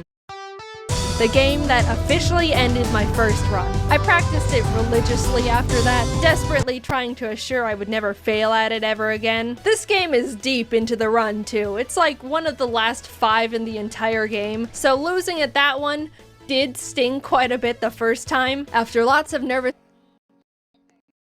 pep talk to myself, I went into it. And you know what happened? I knocked it out of the park. From 5 mistakes that cost me the run, all the way down to 1. I get to continue on. Every minigame onwards was just exponentially heightening my anxiety further. I was doing really well, but that's what was terrifying me. I didn't know when the mistakes were just gonna hit, and it felt like any second I could kill the run. Because I could. I'm being completely honest, unfortunately, when I say this was probably the worst nervous anxiety I've ever felt in my entire life. A Rhythm Heaven fever speedrun. I was taking deep breaths every chance I could. It felt like I had chills. I would have liked to pause and calm myself down, maybe get a cold towel, but I couldn't because, you know, it's a speedrun. I was saying things like, I can't handle this. Oh no, I can't. My chest hurts. I feel like my ribs are gonna fall out of me. Okay. More deep breaths. Some water, maybe. I hate this feeling. I don't want to live with this feeling any longer. Maybe I was starting to hallucinate or something, but it felt like I was literally having nervous wreck heart palpitations. Both scenarios are equally likely, but I was somehow keeping it together on the outside and made it to the grand finale. Remix 10. This was also the game I practiced the most, next to Figure Fighter 2, so I was technically prepared, but not mentally. I was falling apart mentally, crumbling if you will, but I had no time to try and calm down. That would be time loss, of course, so without hesitation, I had to start it. All things considered, even though I couldn't hear the game over the sound of my heartbeat, I was doing pretty decently, but then the first mistake hit. I don't technically know how many mistakes that counts for, but it's okay. It's assumedly the first one. Then it happens again moments later. This is what I was talking about earlier when I don't know if that counts as an actual mistake or not. Can I look it up? Does the internet have the answer? I don't know, maybe, probably. But I'm in too deep to check at this point, so I'm not going to. The run continues. It happens again. I wasn't ready for the switch to the tap dancers and missed my cue. At 9:23, you were ready to work from home. We got time with the CEO. It's in 40 minutes. I wasn't ready for the switch to the tap dancers and missed my cue. They literally harassed me in-game about it. It's all slowly falling apart now. I don't think I can make any more mistakes. Do I know for sure? Not at all, but that's what was filling my head at this point. I continue, and... Dear God, no. I missed 3 of the little dots. I'm sure it's over now. I don't know how many technical mistakes I've made at this point, but it just feels like too many. I'm completely in the dark now if I'm even en route to pass or not. I will add in my Remix 10 practice, at the very end there's a little credits minigame, you know, like the ones I skipped, where you tap A on beat to make the little mascot guy fly in the air. There's one part I just couldn't get at all, and that was the double tap where he does like this little roll into a jump. There wasn't a single time in training that I could get that part, and always missed it, and when I needed it most, did I get it in the run?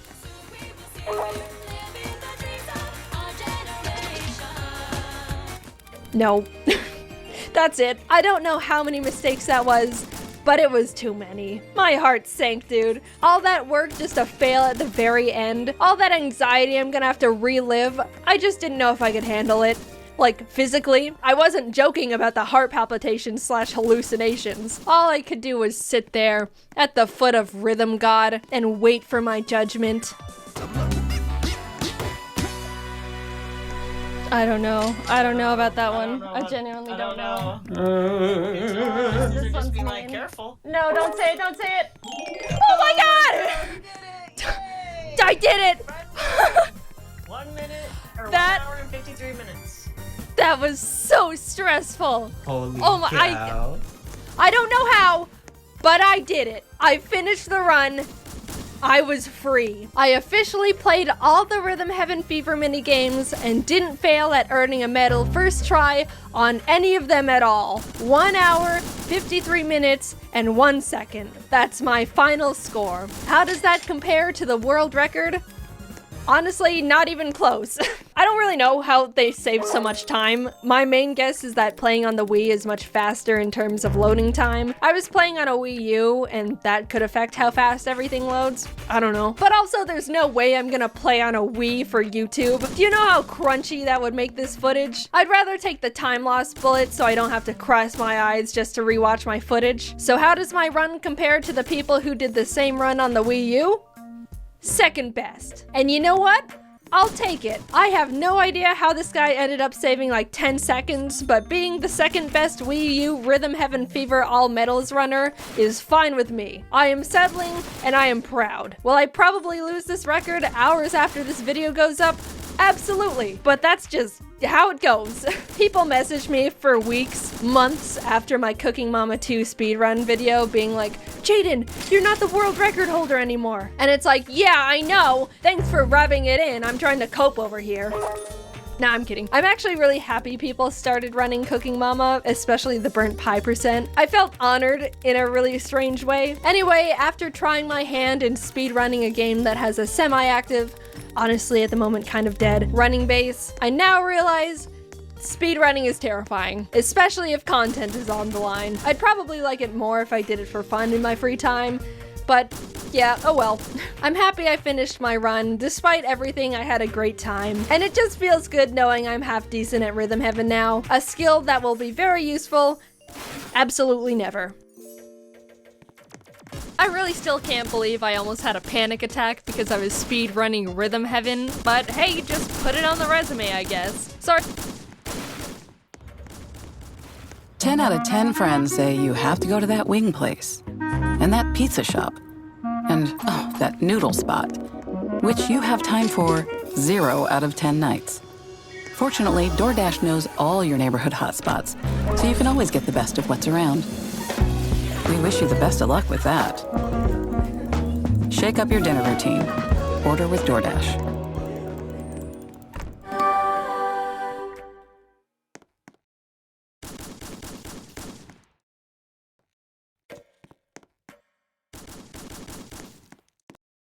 On June 6th, the deadliest warriors become the greatest prey. What happens if we survive? Predator, killer of killers.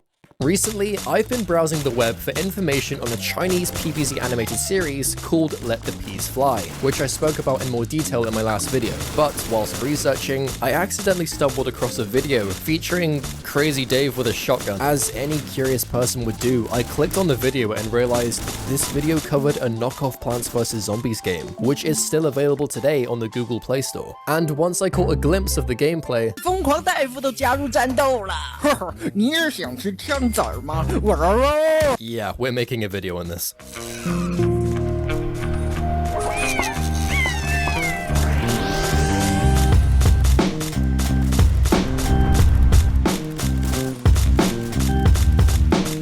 Wandao Xiaoxiu, or otherwise known as Pea Shooter in English, was uploaded to the Google Play Store only over a month ago at the time of recording this. Why did they call it Pea Shooter?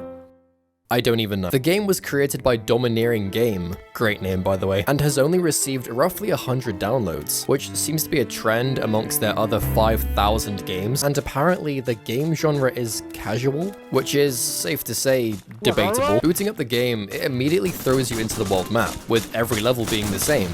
Oh, never mind, they fixed it. Then this rodent begins talking to me in Chinese. I'm assuming you are the so-called Pea Shooter the game's title's been telling me about. Translating the first text box lets us understand that this green snotball lives here.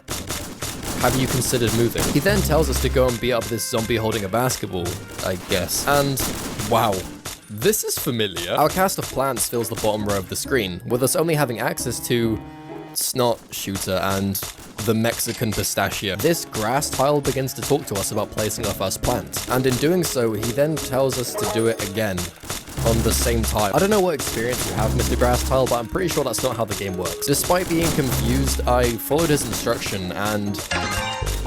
Who are you? Okay, so something I've been hiding from you guys is that this isn't your typical plant shoot zombie win game type of PvZ game.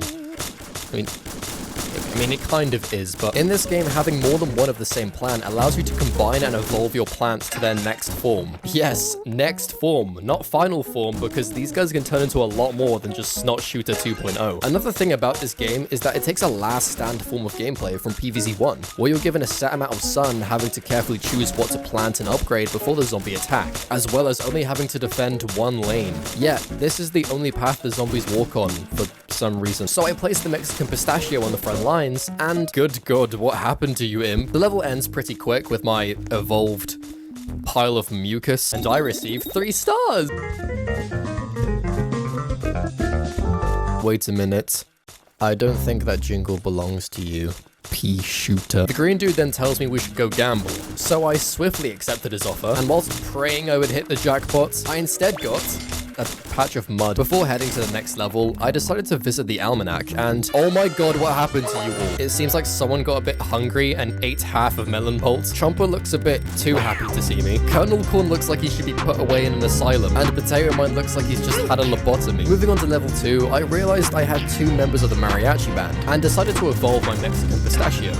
He looks like a chicken nugget with a mustache. I began the level and realized I placed my spike bead away at the front, which I would later regret because, oh my goodness, chicken nugget man, I am so sorry. Entering level 3, I was stopped by, I am very sorry for insulting you earlier. So I happily accepted his helping hand, and holy Pea Shooter, look at him go. After beating the level, I was rewarded with a shotgun. Pea Shooter tells me that we've received a piece of equipment. I think I'd call it more than that. Clicking on this frying pan, we see... Oh, Dave. What happened to you, bud? So in this game, Crazy Dave is referred to as Bob, and can also shoot a shotgun. Giving Bob the shotgun, he says nothing. Just ominously staring in 2 different locations. We begin level 4 with another mega evolved plant, and it appears the chicken nugget has become a Viking. I decline his offer in helping me, which I probably should have said yes to because, oh my goodness.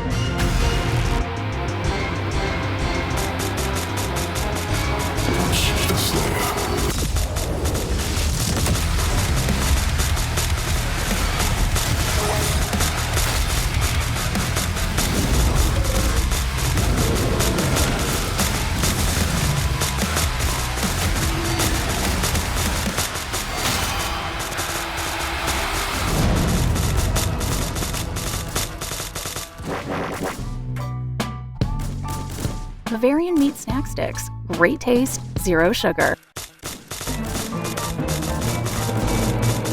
I don't think that belongs to you either. Retrying the level, I gave in and accepted his help, all for the cost of watching an ad. Hi everyone, it's me. Who are you? The level became a lot easier and we beat it without much hassle, rewarding us with a torn tank top and a hula skirt. Moving on to level 5, that's not even a plant anymore. That's literally... That's a rocket launcher, dude. Hi. Realizing I now had 2 spikeweeds, I decided to evolve them, transforming into a Roomba with a tiara. With my rocket launcher pulse, I was ready to start the level, until suddenly Crazy Bob appeared in the bottom left with the shotgun. You alright, Bob? Jesus! So, Bob in this game lets you shoot every so often, with any desired weapon you give him. I guess the plants weren't enough of a defense for him. As we approached the end of the level, I was feeling pretty good. All until this jelly bean riding a metal snake showed up. I guess level 5 was apparently a boss fight against Zomboss, with him being able to release fireballs, the same way he did in the original game. But this one is cooler because he also has an electric ball. We beat him pretty easily, considering Bob had an actual gun, and once heading back to the world map, P-Shooter told me to go gamble again. You're really not helping me cure my addiction. Opening this very obviously vase breaker inspired chest, we receive a water gun, which apparently does double the amount of damage his shotgun does. I then decide to gamble an incy wincy bit more and... Legend! Now, come on, let's go again. Oh my goodness. Legendary watermelon hand. I moved on to level 6 with my new cast of bootleg plants and... What the hell are you? With my 2 melons I somehow received, I went ahead and legendary watermelon hand and he turned into... That's literally just melon pulse. I went ahead and planted everything else, and my setup was looking pretty unstoppable, all thanks to Bob with his super soaker. Fast forwarding a little bit, level 7 offered me this corn shuttle station. The whole of the NBA showed up and started to overpower the team, but then I was told to watch an ad to receive an ice cream, and all of a sudden a blazing tornado set the Lakers back all the way to the beginning. Very poor performance, lads. Entering level 8, I noticed something I've missed in every other level so far. When placing a plant on the lawn, a few other plants begin to glow as if they were selected somehow. Originally, I just passed this off as a bug because, you know, the game was a knockoff and whatnot, but I decided to drag the Mexican pistachio towards my evolved pea-shooter and holy shit, you can combine them. Wait a minute, hold on. You're telling me I could make brand new plants by just merging different plants together? Oh my god, this game actually got so cool. So, as you would in this situation, I began to drag every plant on my screen to try and create the most cursed amalgamation I could think of, which is when I dragged this pea-shooter towards my spikeweed, and I just created cactus. I then dragged another spikeweed towards my other Mexican nut, and dude, that's literally Injurian from PvZ2. I was having way too much fun combining plants that I forgot I still have to beat the level, so I went ahead and destroyed everything with this unstoppable lineup, along with Bob's help. I moved on to level 9, and... okay, this is just getting ridiculous now. I declined that blazing monstrosity as I thought I could probably make my own overpowered plant. If I take pea-shooter and combine it with torchwood, I'll get... oh. Yeah, I guess that makes sense. I don't know what I thought would happen. I then combined legendary melon hand, or whatever his name was, with Snopey and created wintermelon hand. Pulse. After making another Injurian, I realized I could add another spikeweed, so I did just that, and oh no, please turn back. Noticing Fire Pea could combine with Potato Mine, I combined the two, and that's just a guy. That's not even a pea-shooter anymore. But anyway, with this crazy loadout, I went ahead and beat the level pretty easily, especially with Bomberman on the team, but there was the first 9 levels of pea-shooter, I guess. We are back at the level select screen, with level 10 being next on my hit list. Entering the level, everything looks normal so far. So without much thought, I created Bomberman once again, which a commenter let me know that this guy is called Bazzy. Personally, I don't see the connection, but I then made the shiny Roomba and also dragged this electric reed towards my pea-shooter and made Electric Pea. He looks so cool. It was a good decision to create this guy. I then threw the scraps in front of my powerful towers to create a form of defense against the upcoming horde, and I began the level. Come on team, we've got this. Why did you do that? Okay, so apparently in this game, Electric Snot Shooter is so strong that it just kills everything in front of it. Why is that a thing? What is this self-sabotage? Are you not a plant? Are these not your fellow plant friends? Are you secretly working for Zomboss, which helps to support my cannibalism theory? After my whining over whether the frog light is secretly a zombie spy, the jelly bean returned in a vehicle out of Mario Kart. What you gonna do now, Electric P? If I can even call you that? You versus your own boss. How are you gonna... Oh. My Spectrum services help simplify my day, and it helps our business just run really smoothly. Here at Urban Plates, we prefer the barbecue. It really adds a nice smoky flavor to it and gives that little char and a little... Oh. Okay, he's probably on our side. And with that, we finally beat World 1. At this point, I was wondering what World 2 was gonna look like. Maybe the nighttime levels in the original game, or even the water levels like the pool, or the roof level. It's the same thing. So, unsurprisingly, Pea Shooter has the same background for every level in the game. I think. I haven't actually made it to World 3, but despite the lazy design, I pushed forward, entering World 2, Level 1. That's a mouthful. I stayed far away from Electric P before he decides to literally kill everything, but that didn't stop me from merging Lightning Reed with itself, making... That's a funny shaped plant. I then merged it again with a Spikeweed and created... Oh dear. I wouldn't want to sit on that. I then made the iconic Chicken Nugget Man in all of his glory, and merged him with Torchwood. This will probably make an Explodo Nut from PVZ2, or some other Flaming Nut variant. Or an Elden Ring boss. Yeah, that makes sense. I made a couple more fusions and began the level, where I met these Sun Pharaoh guys.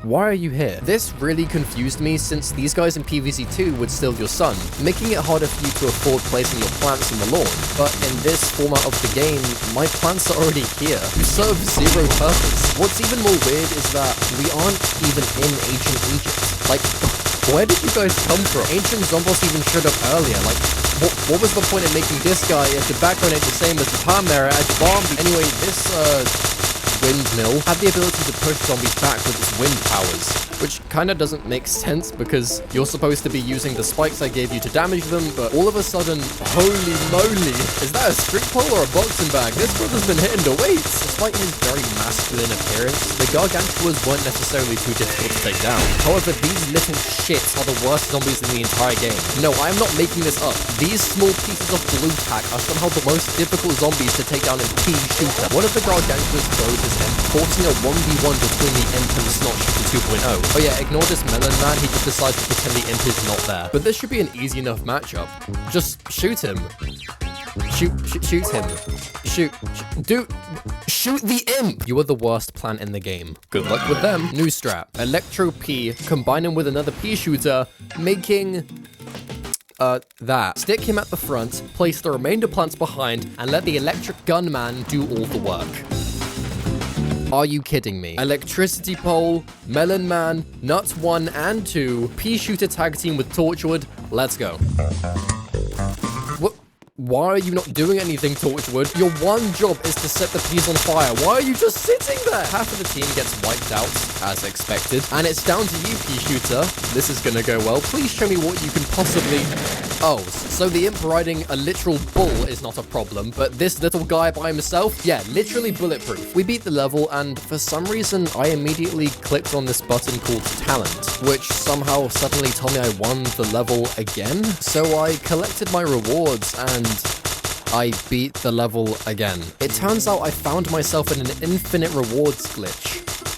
I don't know how I even did this. So I began to receive unlimited amounts of gold, but then I got bored and restarted the game. Before entering level 2, I went to go visit Bob, and... What are you planning to do with those shotguns, Bob? But now that I had a whole armory's worth of shotguns, I'm able to show you guys the synthesis section. Having 3 of the same item allows you to combine them to create the same gun. Yeah, there's no cool merging for the weapons, guys, settle down. But at a higher rarity, making it do more damage. So now with my cool upgraded shotgun, it still does less damage than the water gun. What does this thing shoot? Moving on to level 2, I figured with the amount of zombies approaching, Spikeweed could be a useful character. So making the shiny Roomba, I noticed Watermelon Hand could combine with it. So dragging over Watermelon Hand, what the fuck? I don't even know what to call that thing. Rock. Mustache, chicken baller? Like, what's so this? plant launches basketballs at zombies before being eaten and turning into a KFC bucket. Yeah, we lost the game. But in times like this, when you're feeling down, there's always one way to pick me back up off my feet. And that's gambling. How can I put it? I played this game for a few days. What I feel is cheap and simple and cool. Well, you heard it here first, folks. If you play this game, you will feel cheap and simple and cool. After suffering through that ad, I unlocked Ice Beams. So heading back into level 2, I decided to see what we could combine now with Ice Beams on the team. Combining all 3 Ice Beams, we get... Oh. Hello. Yeah, so I decided to throw her in the bin. Combining Ice Beams with another Ice Beams and Spikeweed, we create... a bug. Yeah, let's just throw him away. Wintermelon combined with Ice Beams creates Nuclear Ice Cannon. So with my new beautiful lineup, including Electric Pole and Rock Face, we began the level and we were doing way better than before. All until these goddamn imps started to eat all of my plants again. The zombies powered through my whole defense, which left me with only one choice. Watching an ad to activate the tornado. Yippee! I realized that if I wanted to keep going, I'm gonna need a stronger team. Can you guess what I decided to do? I love gambling! An iPhone 4 case and... There are many kinds of death. Some are better than others.